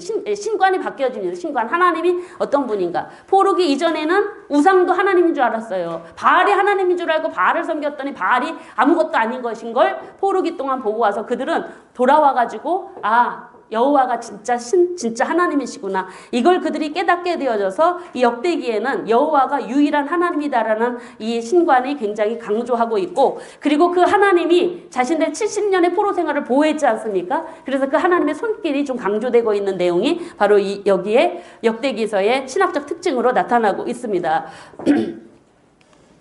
그래서 그 하나님을 이제 예배하는 예배 공동체를 이야기하고 있고 그래서 예배의 대상인 하나님이 강조할 수밖에 없고 그 하나님 어떤 분이냐 조상의 하나님이다. 거슬러 올라가니까 그 조상은 누구로부터 나왔냐 아담으로부터 시작되었고 그 조상은 하나님으로부터 시작되었다. 그래서 아담부터 포로 후기의 족보가 이어지고 있는 것입니다. 그래서 예배하는 그런 그 신앙 회복의 공동체로서 그들은 어디를 또 중요하게 여기냐면 예배하는 공동체 성전을 강조하는데 예루살렘만이 유일한 예배 처소이다. 이걸 굉장히 강조하죠. 여러분 신명기서에서 이 얘기 나오지 않습니까? 예배 처소를 하나님이 광야 시대에는 아무데나 막 하나님 가라고 하시는데 움직였지 않습니까? 성막이. 그런데 이제 솔로몬 성전을 짓고 난 다음에는 이곳이 유일한 하나님 예배하는 처소이다. 한 곳 그곳에서 예배를 해라. 이 신명기서에 강조하고 있는 내용들인데 그 이야기가 바로 역대기서에서도 또 나타나고 있는 부분들. 예루살렘 성전이 유일한 하나님을 예배하는 처소이다. 그래서 바로 그 예배 처소 성전은 하나님 백성들이 하나님을 만나는 곳이고 그리고 이 역대기에서 기록하고 강조하고 있는 부분들이 바로 뭐냐면 다윗이 성전에서 예배할 때 찬양이나 모든 그 하나님을 예배하는 데 필요한 그런 제의를 창시한 자로 강조하고 있습니다. 이 역대기에는. 그래서 성전을 건축을 다윗이 명해서 솔로몬이 완성을 하지만 그 성전에서 예배 드릴 때 찬양대의 기원도 그래서 이 다윗이 만들어진 제의에서 시작되었다라고 할 수가 있는 것입니다. 근데 여기 역대기에서 특별히 그 강조하는 부분이 뭐냐면 이 성전의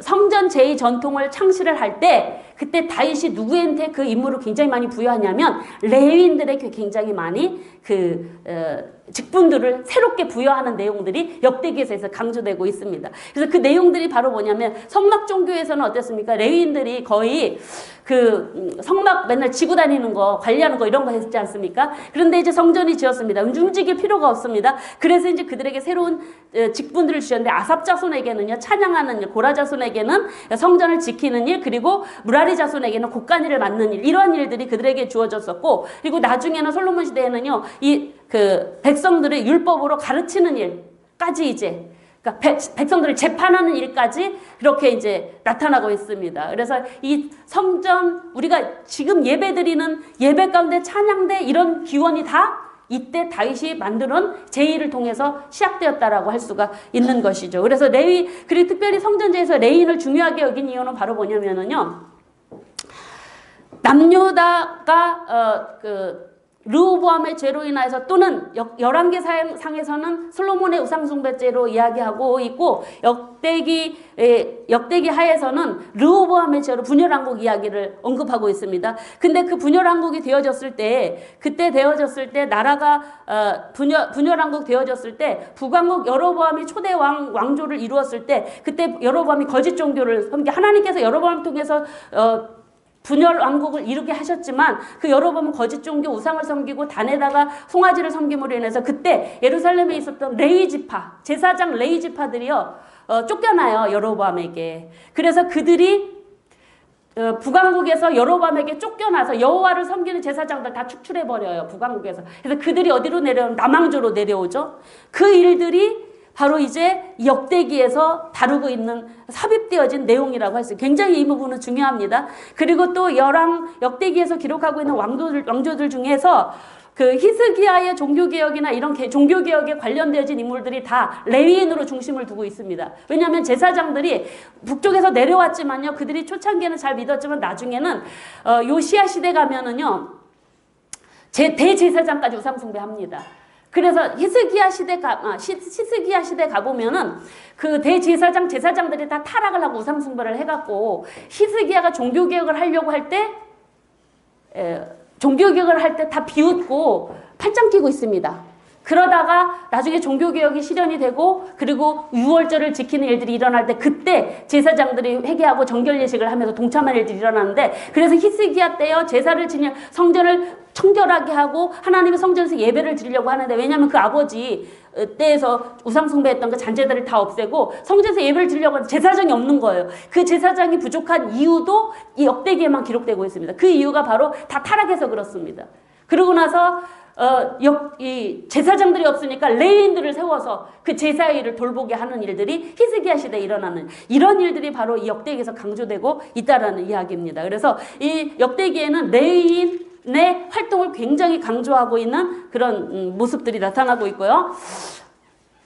그 역대기에서는요, 그리고 이따가 좀 더 구절 말씀드리겠지만, 그 제사장들보다 레위인들이 더 정결하고 열성적으로 하나님 섬겼다라고 그렇게 평가하고 있는 내용이 기록되고 있습니다. 그리고 역대기에는 아까 말씀드렸듯이 메시아 신앙이 기록되고 있습니다. 다윗 왕조를 통해서, 다윗의 후손을 통해서 이루게 될 하나님의 새로운 공동체는 영원할 것이다. 바로 그 네 후손 중에서 라고 그렇게 이야기했는데, 여호와를 이스라엘을 다스리는 자가 네 후손 중에서 나올 것이다. 여기에 바로 메시아 신앙이로 이제 바뀌어지는 중간사 신약 시대로 이어져서 메시아 신앙으로 바뀌어지는 일들이 바로 역대기에서 출발하고 있다라고 볼 수가 있습니다. 그리고 이제 역대기에서 강조하고 있는 모습, 이스라엘 백성들 이야기할 때 아까 백성들의 모습이 바뀌어졌는데, 여기에서는 이스라엘을 통칭할 때 뭐라고 얘기하냐면은 이스라엘 백성들이 온 이스라엘로 강조를 하고 있습니다. 남유다 북이스라엘이 아니라 온 이스라엘로. 종교를 강조하면서 온 이스라엘을 강조하는 이유는 바로 뭐냐면, 왕들이 잘해서 종교개혁이 일어났고 정복하고, 그게 아닙니다. 온 이스라엘이 다 함께 여부수를 정복했고, 다윗이 온 이스라엘과 함께 여부수를 정복했고, 법궤도 온 이스라엘이 함께 했고, 그리고 성전 건축도 다윗이 온 이스라엘에게 선포하고 명령하고 솔로몬이 그거를 이뤘다라고 그렇게 기록합니다. 역대기에서 강조하고 있는 모습들이 이렇습니다. 그리고 심판과 회개를 여기에서 이야기를 하고 있습니다. 그래서 불순종으로 파탄에 직면해도 기도와 회개가 강조되고 있습니다. 기도하고 회개하면 하나님께서 다시 회복과 용서로 복을 주시겠다라는 그런 형벌이 아니고 이젠 하나님의 회복으로 주시겠다는 내용들이 바로 이 역대기에서 강조하고 있는 모습들이고, 레위인들의 설교가 기록되어 있고, 이방인들에 대한 뜻이 나타나고 있는 특징이 나타나고 있습니다. 그러니까 역대기 36장 고레스의 칙령, 하나님이 고레스를 감동시키시는 일들, 여기에만 나타나고 있는 모습들, 그리고 그렇게 보고 있습니다. 그래서 기록 목적에서 보여지는 이러한 역대기서에 나타나고 있는 신학적 특징들이 바로 우리가 이런 시각이, 이런 모습이 역대기서에 들어있다라고 여러분들이 이해하시면 좋겠습니다. 기록 목적은 살펴보셨고요. 그리고 첫 절과 끝절 내용을 들어가도록 하겠습니다. 내용으로 들어가도록 하겠습니다. 제가 말이 되게 빠르죠. 말을 빨리 해야 되는 이유가 있습니다. 첫 절은 아담, 셋, 에노스로 시작되어지는 족보로 시작하고 마지막은 계속 말씀드렸듯이 고레스의 칙령으로 마감되어집니다. 왜 이렇게 보는가 하면 이 역대기는요 한 권으로 보고 있습니다. 그래서 역대상 29장 그리고 역대하 36장을 한 권으로 놓고 우리는 봅니다. 우리가 여러분들 앞에서 사무엘 상하도 한 권으로 보셨고 열왕기 상하도 한 권으로 보셨지 않습니까? 원래 히브리 성경에는 한 권으로 되어 있었기 때문입니다. 그래서 이 전체 보기를 통해서 여러분 역대기의 구조를 여러분 잠깐 말씀을 좀 드리도록 하겠습니다. 역대상 29장은 아담의 족보로부터 시작해갖고 포로 귀한 자들의 계보 이야기가 나타나고 있습니다. 그래서 여기를 보시면 아담 포로부터 포로 귀환까지 계보 그리고 다윗의 통치. 그러니까 여러분 좀 대조적으로 이렇게 구조가 되어졌다라고 좀 보시면 되겠고요. 그리고 역대상은 이렇게 1장부터 29장까지를 크게 보아서 나누고 역대하는 성전 건축한 솔로몬의 통치가 9장까지 있고 그 다음에 분열왕국 이야기, 남유다 왕 이야기가 36장까지 나타나고 있습니다. 대조적인 게 여러분 보여지십니까? 그래서 옆에 앞에는 9장은 여기 솔로몬과 똑같습니다. 그리고 내용이 다윗과 솔로몬은요 같은 사건으로 같은 하나님이 강조하고 싶은 이야기가 이 속에 들어있다라고 여러분들이 좀 중심으로 보시면 되겠고 여러분 교재를 보시면은요 교재 278페이지 여러분 거기를 좀 참고해 보시기 바랍니다.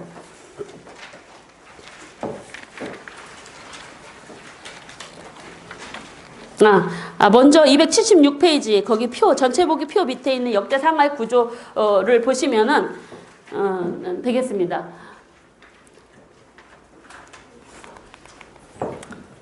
그래서 열왕기상 1장부터 27장까지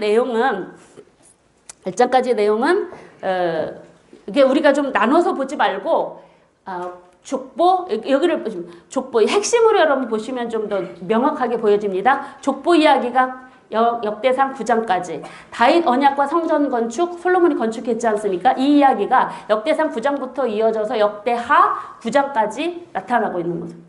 굉장히 다윗의 역대기에서 강조하고 있는 다윗의 왕조의 수립, 다윗이 행한 모든 업적은 어디에 압축이 되냐면 성전 건축에 압축되어집니다. 그리고 솔로몬도 마찬가지입니다. 솔로몬도 거의 성전 건축 이야기밖에 하지 않습니다. 그래서 성전 건축 이야기가 바로 이렇게 다윗 언약에 기인한 성전 건축 이야기가 길게 되어져 있고 마지막 뒤에는 이제 성전 파괴 여기 우리가 지금 PPT에는 성전 파괴라고 되는데 다음에 쓸 순위가 좀 바뀌어질 것 같습니다. 성전 파괴로 끝나는 것이 아니라 36장에는 고레스의 칙령이 있지 않습니까? 그래서 다시 성전이 재건되어지고 성전에서 다시 예배드려질 것을 희망하기 때문에 아마도 다음에는 이 성전 파괴와 성전 재건축이나 이런 제목으로 좀 바뀌어질 것 같습니다. 여러분 참고해서 적어 놓으셨다가 나중에 교회에서 가르치실 때는 같이 참고해 주시면 좋을 것 같습니다.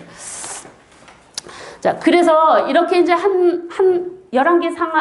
역대기 상하를 이렇게 하나로 다 펼쳐서 보실 때 먼저 이제 계보를 보시면 이 계보 되게 지루하지 않습니까? 왜 이렇게 반복하고 이렇게 귀찮게 이런 얘기를 써놨나? 근데 굉장히 여기 의미가 있습니다. 여러분 그 의미가 바로 뭐냐면 이 족보가 세 지파로 나뉘어집니다.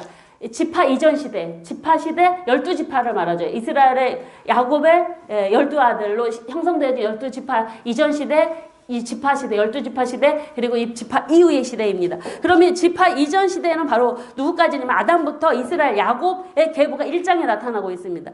근데 거기는 바로 이제 이복 형제인 이스마엘 그리고 이삭의 족보가 기록되겠죠. 그리고 지파 시대는요. 12지파 족보 가운데 포로 귀한 공동체의 중심을 이루었던 누구누구 지파만 이야기하냐면 유다 그리고 베냐민 그리고 레위 지파를 강조하고 있습니다. 그 내용이 여러분 아까 말씀드린 278페이지 참고해 보시면 좋겠습니다. 팁으로 나타나고 있는데 지파 시대의 계보를 보시면 참고로 보시면 좋겠습니다. 그래서 이때는요 다윗 족보, 레위 족보를 굉장히 강조를 합니다. 여러분들 보시면 그 표 팁에 나오시죠. 지파시대 계보의 구조적인 특징 보이시죠? A-와 A1과 2를 보시면 왕족계열, 유다지파, 베냐민지파가 맨 위와 아래로 구조가 이렇게 되어져 있고요. 그리고 B1과 B2가 대조적으로 이스라엘 지파로 남쪽과 북쪽은 앞에, 그리고 이스라엘 지파 북쪽은 뒤에, 그리고 그 중심에 누가 있냐면 레위 지파를 두고 있습니다. 왜 레위 지파를 중심에 두고 있냐면요, 역대에서 강조하고 싶은 강조점이 여기 있습니다. 왕조 중에서도요, 이 유다 지파의 이야기를 더 강조하고 있는 이유들은 유다 지파 중에 다윗을 강조하고 다윗의 통치를 이야기하고 있기 때문입니다. 그리고 그렇게 이제 이어지고 있고, 왕조 계열의 베냐민 지파는 왜 기록이 되냐면요, 9장까지 족보가 맨 마지막 9장에 베냐민 지파의 족보가 나오거든요. 그런데 그 족보는요, 여기 있는 족보는 어떻게 이루어지고 있냐면요, 중요한 사람이 맨 뒤에 배열을 해서 기록합니다. 그러니까 족보를 이야기할 때. 그러니까 포로 이전 시대의 족보의 맨 마지막을 베냐민 족보, 사울이 베냐민 지파잖아요. 그래서 그러니까 다윗 왕조의 시작은 누구부터 시작되냐면 사울 왕의 족보, 사울 왕의 죽음, 그리고 다윗의 정부, 다윗의 왕조가 시작되어집니다. 그래서 바로 족보의 배열이 그냥 무의미하게 된 것이 아니라 베냐민 지파가 9장까지 하고, 그리고 9장 마지막에 사울의 지파가 사울의 족보가 다시 언급되고, 그러고 나서 10장에 가서 다윗 왕조 수립 이야기를 하고 연결하고 있다라고 여러분들이 그렇게 보시면 되겠습니다. 그래서 이제 다윗 왕조 수립은요, 이 지파 이후의 시대에 그러니까 여기는 아니고 다시 지파 이후 시대의 계보를 보시면은 지파 이후 시대는 누구냐면 통일이란다. 자꾸 말이 헛소리 막 마음이 급하니까 헛소리가. 포로 이후 시대의 귀양 공동체 족보입니다. 여기는. 그래서 이들 중에는요, 특히 레위 지파를 중심으로 기록됩니다. 족보가. 그러니까 포로 귀양 공동체의 족보는 주로 그냥 레위 지파 중심으로 기록되었다. 그렇게 여러분들이 이해하시면 좋겠습니다. 그러고 나서 이제 다윗 통치로 가시면, 다윗 왕조 수립으로 가시면 사울 족보 죽음, 그리고 다윗 통치가 이어지고 있는, 이것은 바로 다윗 왕조가 정당하고 정통성을 가진 왕조이다라는 강조하기 위해서 사울 집안이요, 여러분 그 역대상 10장에 보면은요, 사울이 죽음을 언급할 때 원래 블레셋과의 전쟁에서 사울과 요나단만 죽지 않습니까? 그런데 여기에서는, 여기 10장에서는 그의 세 아들이 다 함께 죽었다라고 그렇게 아예 집안이 멸족된 걸로 기록합니다. 그 이유는 바로 뭐냐면 사울은 하나님 보시기에 합당치 않은 왕조였고, 이제 새롭게 되어질 다윗 왕조가 그 하나님이 세운 왕으로서의 정통성이 이어진다라는 걸 강조하기 위해서 그렇게 배열하고 있다라는, 여러분들 족보를 그렇게 보시고 성경을 한번 읽어보십시오. 그럼 눈이 좀 열릴 것입니다.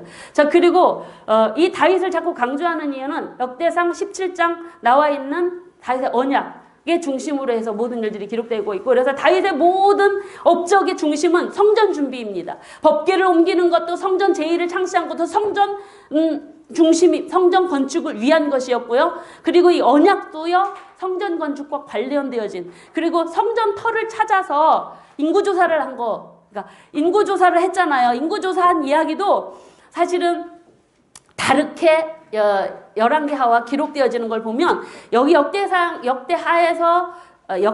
성전터를, 그러니까 인구조사를 한 이유는 성전터 구입을 위한 준비로 기록되어졌다라고 보시면 되겠습니다. 그러고 나서 이제 솔로몬의 취임과 통치가 이제 역대하 1장으로 넘어가게 되어집니다. 솔로몬의 통치는 오직 성전 건축입니다. 그리고 그가 하나님 앞에 다윗의 길을 따라서 온전하게 하나님이 주신 부와 지혜를 누린 왕으로. 근데 열왕기하에서는 아니지 않습니까? 거기에서는 솔로몬의 우상숭배 이야기, 그래서 분열왕국 이후를 열왕기하에서는 언급하는데 여기는 그거 뺍니다. 그리고 다윗 이야기도요, 그 밧세바 간음한 이야기, 우리아 죽인 얘기는 뺍니다. 정통성을 세워나가기 위해서입니다. 그리고 보시면은 그 솔로몬의 취임과 통치, 그리고 성전 건축, 이게 다 거의 보시면은 성전 건축 이야기가 거의 대부분입니다. 솔로몬 이야기, 그리고 통치와 죽음에 대해서는 거의 부와 경건한 왕으로 그렇게 강조하고 있는 내용들. 그리고 마지막 4부에서 보시면은 여기 20명의 분열왕국 이후의 왕조 이야기 중에 이 역대하는 아까 여러분들에게 말씀드렸듯이 신학적인 특징 중에서 회개화를 굉장히 강조하는데 르호보암 하면은요, 르호보암이 회개했다라는 이야기를 하고 있습니다. 그리고 므낫세도요, 원래 열왕기하에서는 므낫세 때문에 나라가 결국 멸망당할 것을 이야기하지 않습니까? 근데 역대하에서는 그렇게 하지 않습니다. 역대하에서는 므낫세가 회개하고 아수르한테 그러니까 포로로 끌려갔다가 하나님께 매맞고 돌아가서 회개하고 다시 돌아왔다라고 기록을 하고 있습니다. 그러니까 므낫세 같이 악한 그 왕을 회개하고 하나님 회복시켜 주겠다라는 이런 기록들을 굳이 여기다 첨가하는 이유는 지금 이스라엘 백성들 매맞고 포로 갔다가 돌아왔기 때문에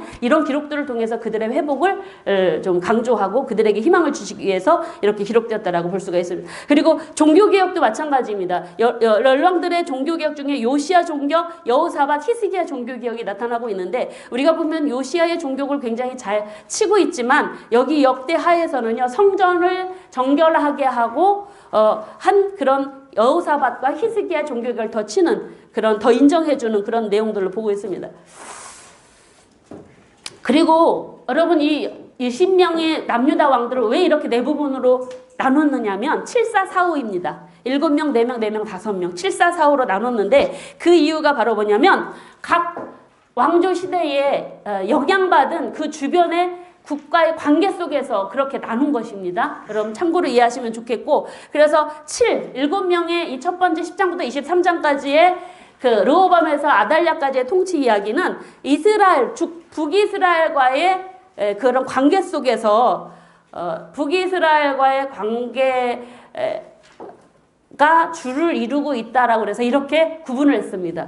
그리고 그러면은 4명의 여기 요아스에서 요단까지의 이 통치는 바로 주변 나라, 모압, 암몬 이런 나라들과의 관계 속에서 그 왕들이 어떻게 대처했는가의 내용들이 있기 때문에 이렇게 좀 구분을 했고요. 그러면 세 번째 아하스에서 아몬까지 이 통치한 이 4명의 왕은 바로 당시 아수르 시대가 정치적인 배경이 바로 아수르인데 이 아수르와의 관계 속에서 이 왕들이 어떻게 대처했는가의 내용들이 기록되었기에 이렇게 좀 구분됐고, 마지막으로 5명의 마지막 왕조는 바로 애굽 바벨론과의 관계 속에서 어떻게 대처했는가에 따라서 이렇게 4부분으로 20명의 왕을 구분해서 저희가 이렇게 표를 만들었습니다. 여러분 참고로 하셔서 여러분들이 이해하시면 좋겠습니다. 내용을 좀 더 자세하게 들어가도록 하겠습니다. 지파 이전의 시대의 계보를 좀 보시면 이때는 바로 아담부터 아브라함까지의 족보가 기록되고 있는 걸 볼 수가 있습니다. 여러분들 특별히 역대상하에 보면 여러분 팁 처리로 되어 있는 부분들이 굉장히 많습니다. 그런 부분들 중심으로 제가 강의를 할 예정입니다. 지파 시대 이전의 계보는 보면은 여러분 아까 보셨듯이 족보의 역대기에 나타나고 있는 족보 기록의 특징은 중요한 사람을 맨 뒤에다 두고 있다는 것. 왜냐하면 그 족보를 계속 이어가고 그 다음 족보하고 이어가서 결국 종국에 가서 어디까지요? 다윗 왕조 수리까지 이어가게 하기 위해서 중요한 사람이 별볼염선 앞에 그 다음에 뒤에 이렇게 연결되고 있다는 것들을 여러분들이 그런 시각으로 좀 족보 이해하시면 되겠고, 특별히 아브라함의 족보에 보면은 그 아브라함의 후처인 그드라의 후손이 나오고 있고요. 그리고 야곱의 배다른 형제죠. 에서의 후손이 에돔 땅을 다스리는 왕들 족보까지 나오고 있습니다. 근데 그 이유는 이방인의 족보를 여기다 굳이 기록한 이유는 바로 뭐냐면 사실은 당시 바벨론에서 돌아와서 포로 공동체, 하나님의 예배하는 공동체, 신앙 공동체, 여호와 신앙 중심으로 모인 그들이 사실은 우리가 포로로 끌려간 이유가 율법의 불순종에서 하나님께 매맞아서 그렇다라고 했기 때문에 그들은 하나님의 백성으로서 신앙 공동체를 더 세우기 위해서 그들은 굉장히 좀 배타적이고 편협된 신앙, 이런 선민 우월 의식들이 여기에서 나오게 됐거든요. 그래서 이 역대기에서는 그걸 지금 초월하고 있습니다. 그래서 이방인 족보를 기록한 굳이 이유는 포로 공동체, 근데 사실은 포로 공동체가 배타적이고 다른 민족들을 편협하게 이렇게 편합된 생각으로 배타하고 하는 그런 생각들을 바로잡기 위해서 여기 이방인 족보가 기록됐다라고 여러분들이 좀 이해하시면 좋겠고요. 지파 시대의 계보에서는요, 그러니까 이스라엘의 12지파 이야기가 나오고 있죠. 아까 말씀드렸듯이 유다 지파, 그리고 중간에 누구 지파예요? 레위 지파, 그다음에 베냐민 지파, 왕조가 아래 위로 포진하고 있다라는 것들. 그리고 유다 지파 중에서도 특별히 왕조 계열 중에 유다 지파 중에 다윗과 솔로몬에게 강조를 하고 있다라는 거. 그리고 중간에 레위 지파 중요하고 베냐민 지파에서는 사울의 족보, 사울의 족보를 중요하게 보고 있습니다. 그래서 사울의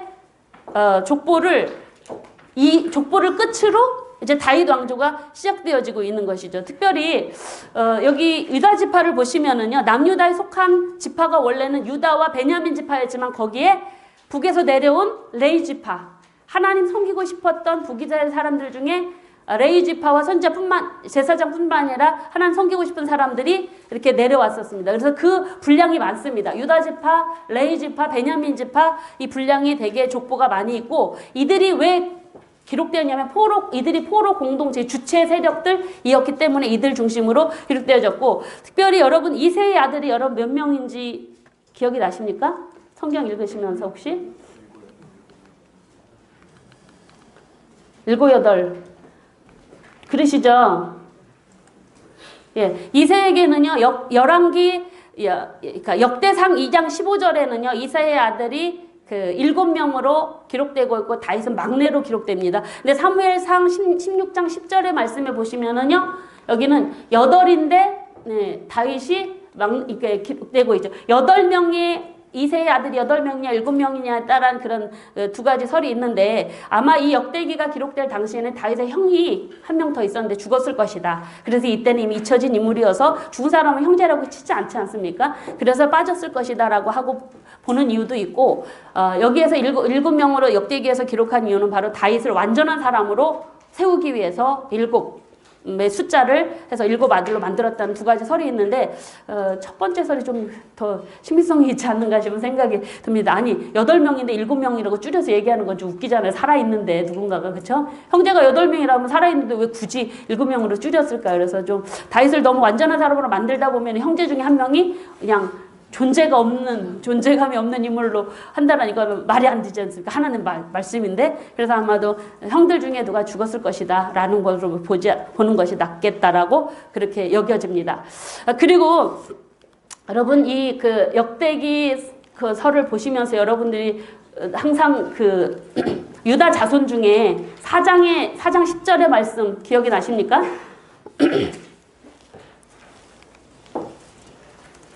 4장 10절 야베스 이야기요. 브루스 윌킨스의 야베스 기도 때문에 굉장히 유명해진 구절이라고 할 수가 있는데, 성도들 이렇게 개업이나 뭐 예배 그 말씀 구절을 하면 이 말씀 얼마나 많이 나오지 않습니까? 근데 이걸 왜 족보 가운데 이걸 왜 여기다 굳이 기록했을까? 이 부분입니다. 왜? 그래서 우리 보통 보면은 왜 이거를 야베스의 기도를 여기다가 굳이 기록했느냐면, 야베스는 굉장히 고통 가운데, 여러분들이 교재에 보시면은 거의 팁으로 다 되어져 있는 부분들이죠. 제가 팁 중심으로 해서 간다고 말씀을 드렸죠. 기도 한번 잘해서 복 받은 경우가 케이스가 아닙니다. 우리는 보통 기도하면 하나님이 다 복 주신다라고 하는데, 야베스 같은 경우는 거기 팁을 보시면은 그 이름의 뜻이면 고통이라는 뜻입니다. 고통. 그러니까 어머니가 고통 중에 이 야베스를 이제 출산을 한 이유이겠죠. 그런데 그렇게 하나님의 수고로이 낳았기 때문에 그 이름을 고통이라는 그런 야베스의 이름을 줬는데, 그는 무엇을 얘기하고 있냐면, 고통 중에 태어났지만 그것을 운명이라고 하지 않고 하나님께 간구와 기도를 드려서 하나님께서 그를 다시 회복시켜 주시는 은혜 가운데 거하겠다. 지금 포로 귀한 공동체들은 아무리 성전이 건축된 상황에서 지금 고통 중에 있습니다. 고난 중에 있습니다. 그들에게 지금 이 고통 중에서도 하나님께 야베스처럼 기도하고 하나님께 돌아서면 하나님이 회복의 은혜를 주시겠다라는 그런 은혜를 주려고 이 족보 가운데 야베스 기도가 굳이 기록을 하고 있다. 의도가 분명히 담겨진 내용이라고 할 수가 있습니다. 기도 응답은 반드시 이루어진다라는 것입니다. 그래서 이 역대기에서도 그래서 그러니까 죄의 용서와 회복을 이야기하면서 기도를 강조하고 있는 부분들이 여기와 연관돼서 나타나고 있습니다. 그리고 이제 여러분 여기에서 살펴보실 내용들이 레이지파를 중심으로 해서 이제 레이지파에 초점을 맞추고 있는 부분들 여러분들이 좀 참고로 보시고 지파 이후의 시대로 좀 들어가도록 하겠습니다. 여기는 이제 포로 공동체의 내용들이 나타나고 있는데 이 포로 공동체의 내용들은요.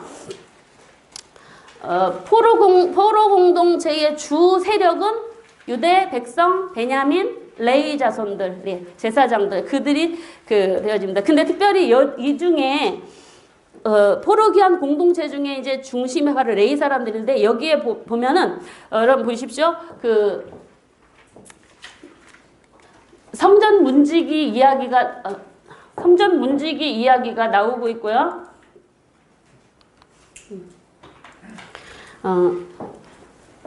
여기에서 바로 포로 귀한 백성들 중에 레위 사람들에게 주어진 그런 그 공공 업무들 이런 이야기들 이런 맡은 이야기들이 여기에 기록되고 있습니다. 특별히 이 중에서 제가 다른 이야기는 할 수 없고 이 포로 귀한 공동체 중에 느디님 사람이라고 하는 그런 사람이 등장을 하고 있습니다. 그런데 이 느디님이라고 하는 말은 거룩히 구별되었다라고 하는 그런 레위인들에게 사용적인 언어인데 이 사람들은 원래 가나안 7족속 중에 멸절당할 사람들 중에 남아있는 사람들입니다. 그래서 다윗 솔로몬 때에 그들을 노예로 삼아서 역군으로 삼았던 인물들인데 그들이 성전에서 나무와 물을 나르는 그런 일을 했던 사람들인데 이 사람들이 성막이나 성전에서 이제 그 하나님을 제사하는데 함께 돕던 사람들. 근데 이 사람들도 같이 포로로 끌려갔었습니다. 근데 이들이 다시 에스라가 2차 귀환을 할 때 에스라와 같이 옵니다. 왜냐하면은 에스라가 2차 귀환 때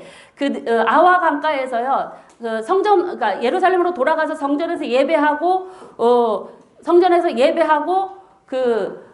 제사를 집례할 그런 레위인들을 찾았습니다. 없는 거예요. 레위인들 찾아보니까 없어서 그때 부탁한 사람 중에 니드님 사람들이 있어서 그 사람들한테 니네 레위인들 어디 사는지 아느냐 그랬더니 그 니드님 사람들이 레위 몇 사람을 찾아냅니다. 그래서 그때 느디님 사람이 레위인들과 함께 그리고 에스라와 함께 2차 귀환하는 일에 동참했다라는 이야기가 여기 역대기 족보에도 나오고 에스라 8장에도 기록되고 있는 것을 볼 수 있습니다. 이방인 출신자이지만 하나님의 나라의 율법, 말씀, 성전 중심 신앙 공동체를 세우는 데에 이방인들도 이렇게 동참했다라는 그런 부분들이 느디님 사람들을 통해서 우리가 좀 강조하고 있는 내용들. 그러니까 이방인을 통해서 하나님의 이스라엘 공동체를 세워나가시는 하나님의 모습들이 이곳에서 나타나고 있습니다.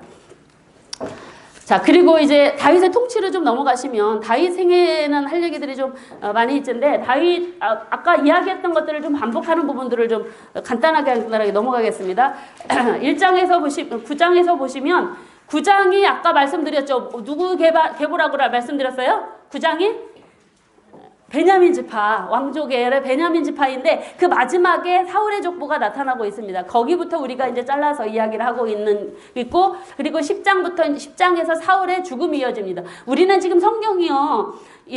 그 9장과 10장으로 이렇게 나눠져 있지 않습니까? 그래서 그냥 딴 얘기인 것 같은데 우리 이제 같이 붙여서 보면은 사울의 족보와 사울의 죽음을 이어서 보고 그리고 다윗의 이어서 다윗을 온 이스라엘의 왕으로 세워나간 이게 바로 연관선 속에서 이렇게 기록되어졌다라고 의도적으로 기록되어졌다라고 보시면 되겠습니다. 왜냐하면 지금 포로 귀환 공동체들한테 이 족보를 제시하면서 너희들이 다윗 언약의 계승자들이다. 너희들은 포로로 끝난 것이 아니라 멸망으로 끝난 것이 아니라 하나님이 다시 언약 백성으로 회복시켜 주실 것이다. 그런데 그 하나님의 다윗 왕조를 수립하는 데 있어서 봐라. 다윗 왕조는 끝나고 다윗이 세워졌으니 다윗이 세워진 모습을 통해서 너희들도 그 다윗 왕조의 계승자들이라는 걸 보여주기 위해서 여기에서 이야기를 하고 있고 특별히 사울의 죄를 여기서 언급을 하고 있습니다. 사울의 죽음과 관련되어져서 그래서 말씀에 율법에 순종하지 않은 것 그리고 신접한 여인에게 묻고 여호와께 묻지 않는 죄를 범했다라고 그것 때문에 사울이 집안이 완전 쫄딱 망했고 세 아들도 한날에 죽었다라고 여러분 기록이 다릅니다. 그래서 길보아산에서의 죽음은 요나단과 사울만의 죽음인데 여기서는 세 아들이 다 죽었다라는 기록이 바로 1장에 나타나고 있는 것을 여러분 차별되게 기록되었다라는 걸 좀 볼 수가 있고요. 그런데 이 사울의 죄는 누구의 죄입니까? 이스라엘 백성들이 포로로 끌려갈 수밖에 없어요. 멸망당한 죄입니다. 자, 그리고 이스라엘 여러분이 다윗의 다윗 왕조와 연관되어져서 역대기에 나타나고 있는 온 이스라엘 사상 아까 말씀드렸죠. 그래서 다윗이 행한 그 모든 일, 그러니까 수도를 헤브론에서 예루살렘을 옮기고 언약궤를 옮기고 그리고 기드온에서 번제를 드리고 암몬과 아람 블레셋들을 다 정복한 일, 그리고 성전터를 구입해서 성전 건축을 준비한 이 모든 일들이 레위인들과 온 이스라엘 백성들이 함께 동료에서 실행된 일이다라고 강조하고 있습니다. 이 다윗의 업적 중에서. 그리고 다윗 언약의 그 특징에 대해서 좀 보실 게 뭐냐면 왜 이렇게 다윗 언약 하는지 한번 그 부분을 좀 살펴보도록 하겠고, 여러분 그 교재를 보시면 다윗 언약과 관련되어져서 역대기의 다윗 언약의 특징이 나타나고 있습니다. 그 부분을 여러분 좀 참고해 보시죠. 이 다윗 언약을 바르게 이해해야 이 다윗 언약 역대기가 지금 포로 귀양 공동체와 다윗 왕조가 이어가고 있다라는 것을 이 언약을 통해서 보고 있는데, 여기 성경은 좀 읽고 가겠습니다. 역대상 17장 7절부터 14절인데 좀 빠르게 읽겠습니다. 또한 내 종 다윗에게 이처럼 말하라. 만군의 여호와께서 이처럼 말씀하시기를 내가 너를 목장 곧 양떼를 따르던 데서 데려다가 내 백성 이스라엘의 주권자로 삼고 내가 어디로 가든지 내가 너와 함께 있어 내 모든 대적을 내 앞에서 멸하였은즉 세상에서 존귀한 자들의 이름 같은 이름을 내게 만들어 주리라. 또 내가 위하여 한 곳을 정하여 그들을 심고 그들이 그곳에서 거주하면서 다시는 옮겨가지 아니하게 하며 악한 사람들에게 전과 같이 그들을 해치지 못하게 하여 전에 내가 사사에게 명령하여 내 백성 이스라엘을 다스리던 때와 같지 않게 하고 또 내 모든 대적으로 내게 복종하게 하리라. 또 내게 이르노니 여호와가 너를 위하여 한 왕조를 세울지라. 내 생명의 원한이 차서 내 조상에게로 돌아가면 내가 내 뒤에 내 아들 중 하나를 세우고 그 나라를 견고하게 하리니 그는 나를 위하여 집을 건축할 것이요 나는 그의 왕위를 견고하게 나는 그의 아버지가 되고 그는 나의 아들이 되리니 나의 인자를 그에게서 빼앗지 아니하기를 내가 내 전에 있던 자들에게서 빼앗지 않은 것과 같이 아니할 것이며 내가 영원히 그를 내 집과 내 나라에 세우리니 그 왕위가 영원히 견고하리라 하셨다 하라. 이 다윗 언약이 지금도 계속되고 있다라는 이야기를 하고 있는 것입니다. 그래서 거기 사무엘하 7장 16절에는 다윗 언약이 기록되어 있는 장인데 거기에는 뭐라고 하냐면 내 집과 내 나라가 내 앞에서 영원히 보존되고 내 왕위가 영원히 견고하게 되리라. 이것은 다윗 개인에게만 국한되어진 이야기를 하고 있는데 역대하 17장 4절 보면 내가 영원히 그를 내 집과 내 나라에 세우리니 그의 왕위가 영원히 견고하게 돼. 여기서 그는 누구냐면 다윗의 후손인 솔로몬을 지칭하고 있다라고 볼 수가 있습니다. 그리고 역대기에서 그래서 이 다윗 언약에서 강조하고 있는 것은 내가 그의 아들, 너의 아들, 그러니까 다윗의 후손을 통해서 바로 성전 건축이 이어지고, 왜 이렇게 성전 건축을 강조하고 있냐면 이 성전 건축은 바로 지금 이스라엘 백성들이 포로 귀환 공동체가 성전 건축을 해놓고 지금 절망 중에 있으니까 그런 것과 관련되어져 성전을 통한 신앙 중심 공동체를 세우겠다는 강조점을 하기 위해서 계속 이 다윗 언약에 근거한 성전 건축을 계속 강조하고 있는 거죠. 역대기에서.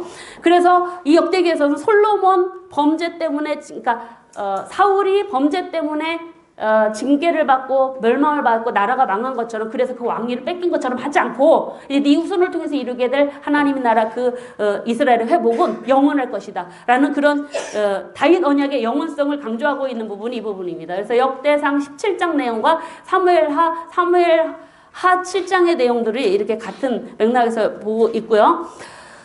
그리고 다윗 성전 건축을 하는 데 있어서 다윗의 그 업적을 그러니까 성전 건축을 하는 데 있어서 그 열왕기 하에서는요, 열왕기 상에서는 솔로몬 혼자 성전 건축한 것처럼 그 공을 돌리고 있는데 역대기에서는요, 그렇게 하지 않습니다. 역대기에서는 다윗이 준비해서 설계도를 준비해서 하나님이 주신 걸 다윗이 솔로몬에게 전해줬고 솔로몬은 그걸 전해받아서 건축했다. 그러니까 역대기에서의 성전 건축의 공은 두 사람 같은 공으로 돌리고 있는 것을 볼 수가 있습니다.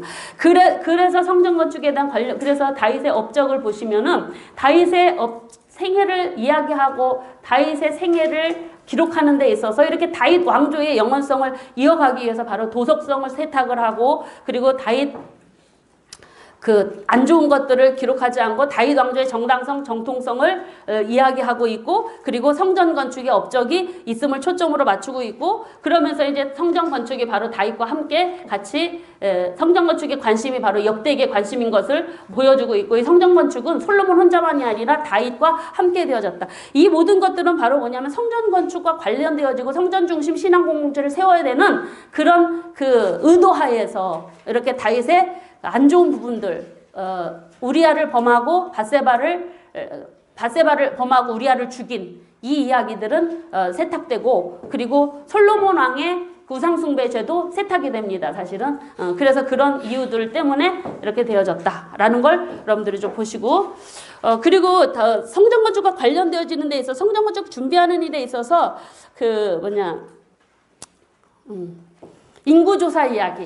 인구조사 이야기가 바로 성전 건축을 위한 것이다라고 이렇게 볼 수가 있습니다. 그래서 여러분 사무엘하 24장 1절 보시고, 그리고 대상 21장 1절에 보시면 그 인구조사 이야기를 비교해서 보실 수가 있습니다. 그래서 여기를 보면은요, 사무엘하 24장 보면 여호와께서 이스라엘의 진노에서 다윗을 치시려고 격동해서 인구조사를 하거든요. 근데 그 원인을 역대상에서는 21장에서 뭐라고 하냐면 사탄이 이스라엘을 대적하여 충동해서 인구조사를 했다라고 그렇게 이야기를 하고 있습니다. 그리고 그 징계에 대한 내용도 세 가지지 않습니까? 그래서 사무엘하 24장에는 7년 기근인데 대상 21장 12절에는 3년 기근으로 축소해서 이렇게 이야기를 하고 있습니다. 뭐가 맞냐? 뭐가 맞을까요, 여러분? 7년일까요? 3년일까요? 7년일까요? 3년일까요? 둘 다 맞습니다. 왜냐하면 이 지금 여러분 아까 초반에 말씀드렸죠. 역대기에서는요, 사무엘서나 열왕기사 뿐만이 아니라 다른 자료를 참고해서 기록할 수 있다라는 것입니다. 왜냐하면 포로기한 공동체 특수한 상황에 있는 사람들한테 전달해야 될 내용이기 때문에 그것만 그냥 반복해서 이야기한 게 아니라 다른 자료들도 참고했다라는 이야기들이 바로 여기에. 그래서 7년이냐 3년 이걸로 싸우지 마시고 다른 자료를 참고해서 이렇게 했을 수도 있다라고 그렇게 보시면 좋을 것 같습니다. 숫자 가지고 너무 싸우지는 마세요. 왜냐하면 기록이니까, 역사 기록이니까 조금 오류도 있을 수도 있습니다. 그리고 여러분 다윗이 만든 레위 지파의 직무, 성전에서 정성전 제의를 시작했다라는 내용, 24장부터 27장까지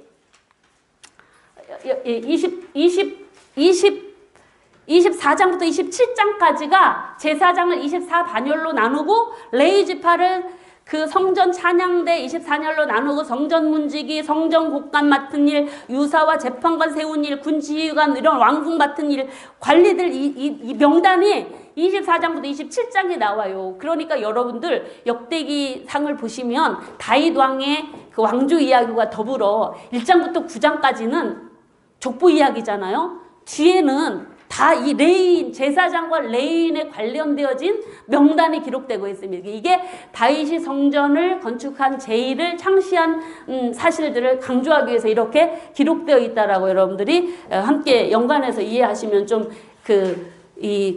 역대기가 좀 가볍게 좀 여겨질 수 있을 것 같습니다. 자, 솔로몬으로 좀 넘어가도록 하겠습니다. 10분 남았죠? 자, 솔로몬 이야기는 여러분 잘 아시니까 대충 빨리 넘어가도록 하겠습니다. 특별히 이 부분은 좀 말씀을 드려야 될 것 같은데, 우리가 기브온 산당에서 그 솔로몬이 1000번째 드린 이야기는 잘 아시지 않습니까? 그런데 우리가 이 역대기 상하를 한 권으로 보지 않았으면 그것만 강조할 수 있습니다. 하지만 그 역대상 29장에 보면은요, 다윗이 죽기 전에 하나님 앞에 기브온 산당에서 솔로몬보다 더 엄청난 재물, 수송아지 1000마리, 수장 1000마리, 어린 양 1000마리로 번제를 드린 기록이 29장 21, 대상 29장 21절 22절에 나타나고 있습니다. 그러고 나서 추측에 의하면, 추측이 아니라 거의 이 역대하와 이어지는, 그래서 이제 역대하로 이제 솔로몬 등위가 들어가지, 솔로몬의 기브온 산당 이야기가 역대하 1장이 기록되지 않습니까? 그래서 그걸 연관해서 보면 아마도 다윗이 마지막 죽기 전에 하나님께 이렇게 번제를 드리고, 엄청난 양을 가지고 번제를 드리고 솔로몬에게 기름을 붓고, 그 다음에 솔로몬이 그래서 기브온 산당에서 또다시 제사를 드렸을 것이다라고 그렇게 보고 지혜를 얻는 그 제사. 그래서 아마 이 기브온 산당에서는 이 두 제사가 드려졌을 것으로 그렇게 보고 있습니다. 역대기에서는. 그래서 우리가 열왕기 하에서는 솔로몬의 제사만 1000번째만 그렇게 강조하는데 역대기에서는 그렇지 않다라는, 다윗의 제사는 더 엄청나게 드렸다라는 거 여러분들이 좀 같이 이해하셨으면 좋겠고, 여러분 기브온 산당에서 제사 드리는 이유 크기도 컸지만 거기에 모세 때 만들어진 번제단이 있었습니다. 그리고 거기에서 왜 산당에서 제사를 드렸냐면 근거가 있습니다. 역대상 16장 39절로 40절에 보면 다윗이 사독과 제사장들에게 기브온 산당에서 하나님의 성막 앞에서 성막을 모시고 그곳에서 하나님의 율법대로 제사 드려라 명령했기 때문에 기브온 산당에서 제사 드렸다는 기록이 역대상 16장 39절로 40절에 있는 걸 여러분 같이 이해하시고 보시면 되겠습니다.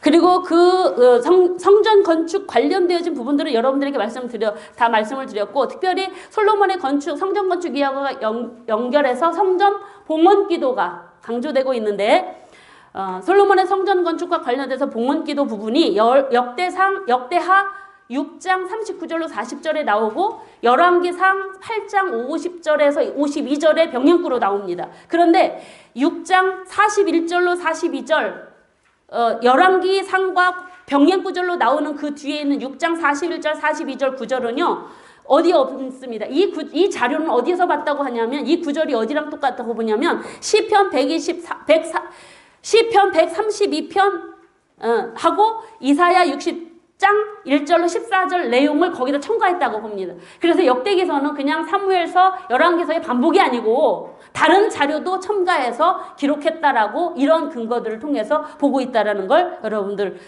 이해하시면 되겠습니다.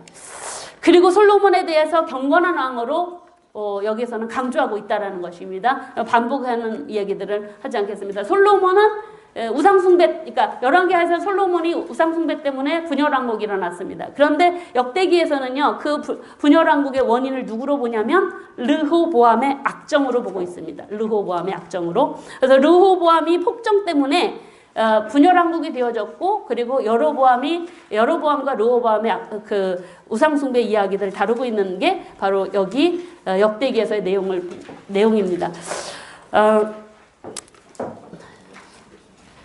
그 20명의 분열왕국 왕조 이야기는 간단하게 여러분들에게 좀 말씀을 드리면, 아까 7445 말씀을 드렸죠. 주변국과의 관련 속에서 구별이 되었다라고 말씀을 드렸고,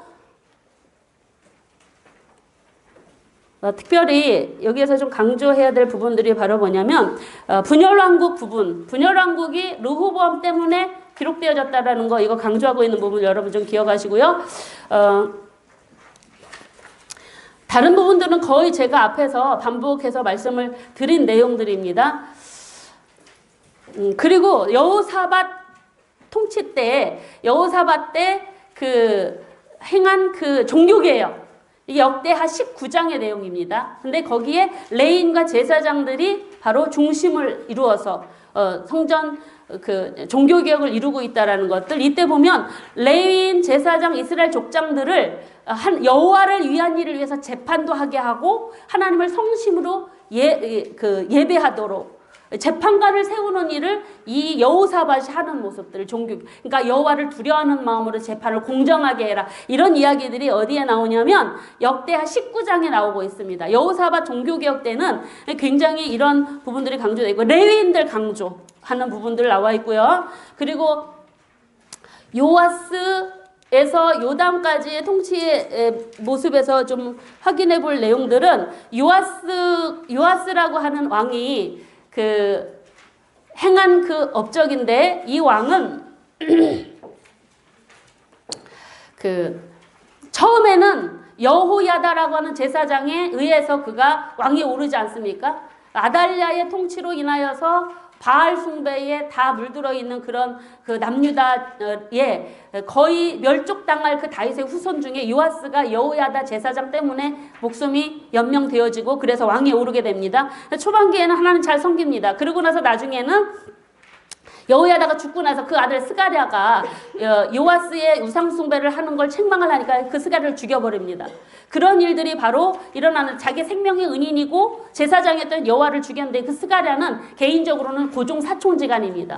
그 요아스가 그런 일들을 행한 모습들, 그래서 그것과 관련되어져서 요아스가 하나님의 선지자를 죽인 죄로 인하여서 굉장히 그때 아람 군대가 적은 무리로 와서 요아스 시대에 굉장히 공경을 처한 일들을 기록하고 있는 것을 볼 수가 있습니다. 이런 부분들이 또 열왕기 하 12장 내용과 좀 바뀌어지는데, 열왕기 하에는 굉장히 좀 강하게 기록되었고요, 역대 하에는 좀 약하게 솜방망이 같은 처벌 같은 내용으로 바뀌어져서 기록되고 있는 것을 볼 수가 있습니다. 그리고 아스에서 아몬까지의 통치를 통해서 보면 히스기야 시대의 제사장이 부족했던 점, 역대하 19장 나와 있는 내용입니다. 그 부분들을 여러분들이 보시고, 히스기야의 성전 공헌은 바로 뭐냐, 성전 청결입니다. 성전을 정화시키고 봉헌한 일입니다. 근데 그때 성전에서 봉헌하는데 제사장이 없어서 레위인들을 세워서 그 일들 행하게 일들. 근데 제사장이 부족한 이유가 뭐였냐면 대제사장까지 우상 숭배에, 바알 숭배에 빠졌기 때문에 그러한 히스기야 시대에 제사장이 부족했다라는 이야기들이 나오고 있습니다. 제가 지금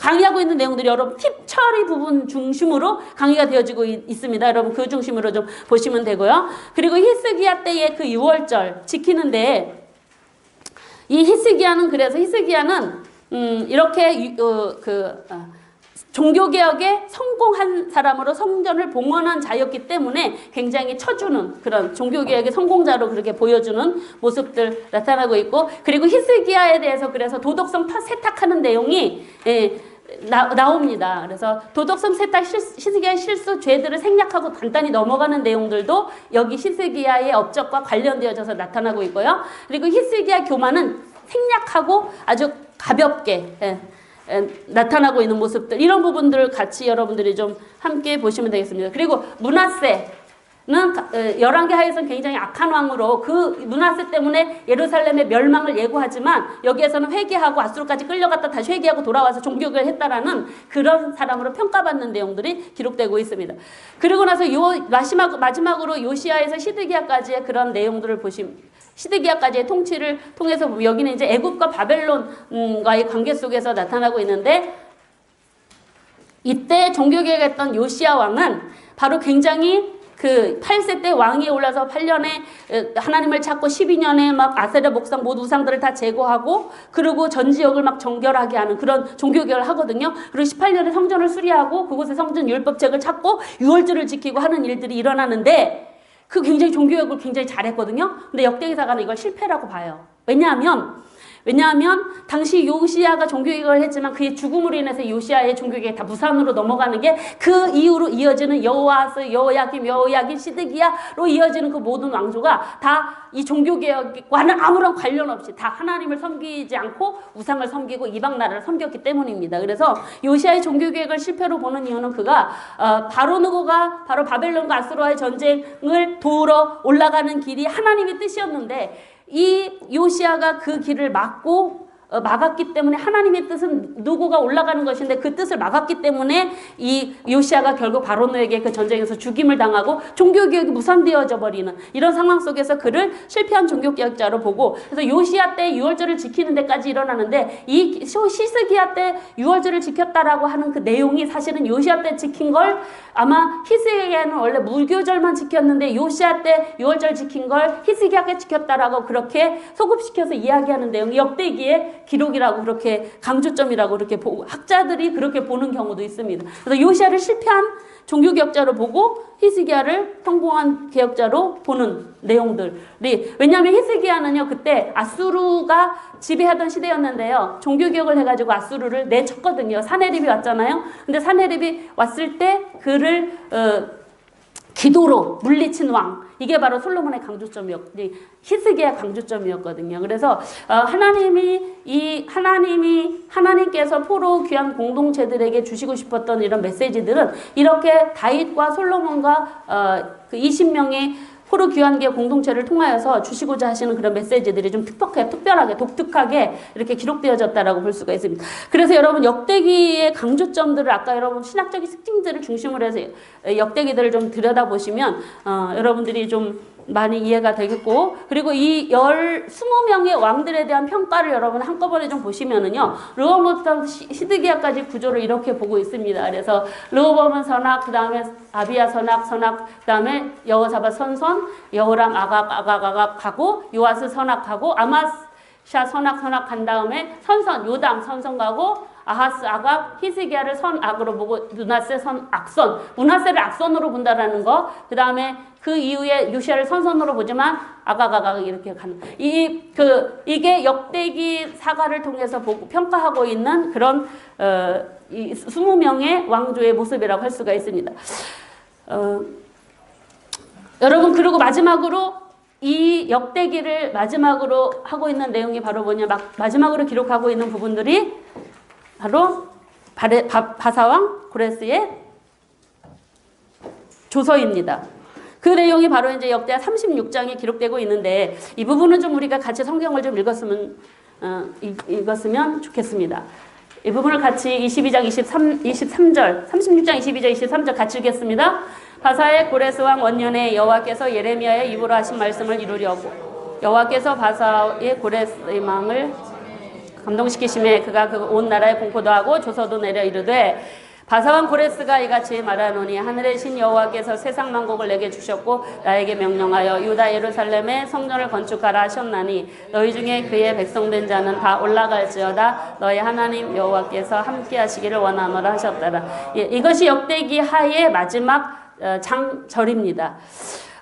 하나님께서 포로로 70년의 포로 생활을 마치고 돌아온 절망하는 하나님의 백성들에게 끝이 아니고 다시 회복한다. 다윗의 언약의 근거에서 다윗 왕조는 그 후손들을 통해서 너희들을 통해서 지속되어질 것이다 라는 그런 희망의 메시지, 회복의 메시지들이 바로 이 역대기의 주요 내용이라고 할 수가 있습니다. 그래서 이 메시지는요, 역대기의 메시지는 메시아 신앙까지 가고 있기 때문에 오늘날 하나님의 택한 받은 백성들에게도 동일한 희망의 메시지를 우리가 받을 수 있을 것 같습니다. 그래서 죄를 지어서 범죄해서 징계를 받고 고통 중에 있는 하나님의 백성일지라도 그것이 끝이 아니다라는 걸 회개하고 하나님께 돌이켜 율법에 다시 순종하면 그 죄가 용서받고 회복의 은혜를 주시고 하나님의 백성으로서의 약속은 영원히 지켜진다라는, 그러니 그 회복된 백성은 하나님의 성전에서 하나님을 예배하는 백성으로 여호와만 하나님으로 섬기는 그런 백성으로 세워지는 것이고, 그 하나님의 백성은 백성들이 바로 곧 하나님의 나라이다 라는 사실들을 바로 역대기를 통해서 우리에게 강조해주고 있는 사실들입니다. 그래서 하나님의 나라, 하나님의 백성으로서의 정체성은 바로 여기에 있다. 성전 중심, 성전 여호와 신앙 중심 공동체. 교회가 오늘날 그러한 모습으로 세워졌다라고 할 수가 있습니다. 그래서 역대기는 당시 포로 귀환 공동체뿐만이 아니라 오늘날 이 신약시대 이후에를 살고 있는 21세기를 살고 있는 저와 여러분들에게도 희망의 메시지로 주어지는 메시지로 저와 여러분들이 좀 받아서 이 메시지를 좀 역대기를 좀 더 새로운 눈으로, 다른 시각으로 좀 바라볼 수 있는 그런 계기가 되어졌기를 바라고요. 이 시간 제가 이것으로 역대기 강의를 마치고 제가 기도함으로 마치도록 하겠습니다.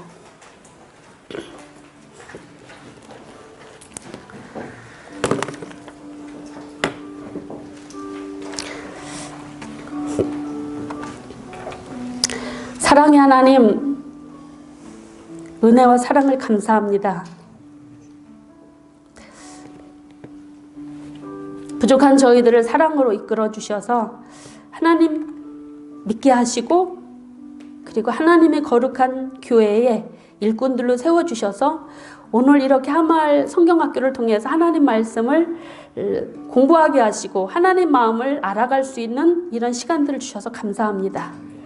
이 시간들을 통해서 성경 한 권을 통해서 전해지는 하나님의 마음이 우리들 마음 가운데 충만하게 임할 수 있도록 은혜를 베풀어 주시기를 원합니다.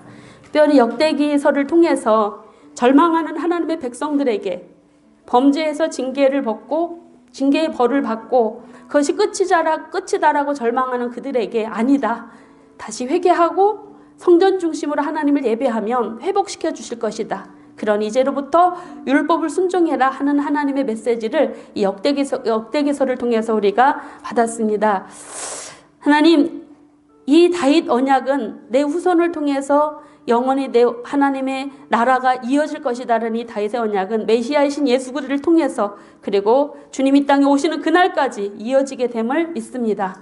우리 모두에게 성전 중심 그리고 여호와만을 하나님으로 섬기는 예수님만이 우리의 구원자로 믿고 섬기는 그런 신앙이 우리를 통해서 우리들의 교회를 통해서 세워지게 하시고, 그래서 우리들의 교회를 통해서 하나님만을 예배하는 성전 중심 공동체, 예배 중심 공동체, 하나님 나라를 만들어가는 일에 저와 우리 모두가 사용되어지는 그런 은혜가 있도록 은총을 베풀어 주시옵소서. 오늘도 하나님의 주신 은혜에 감사하며 예수님의 이름으로 기도드렸습니다.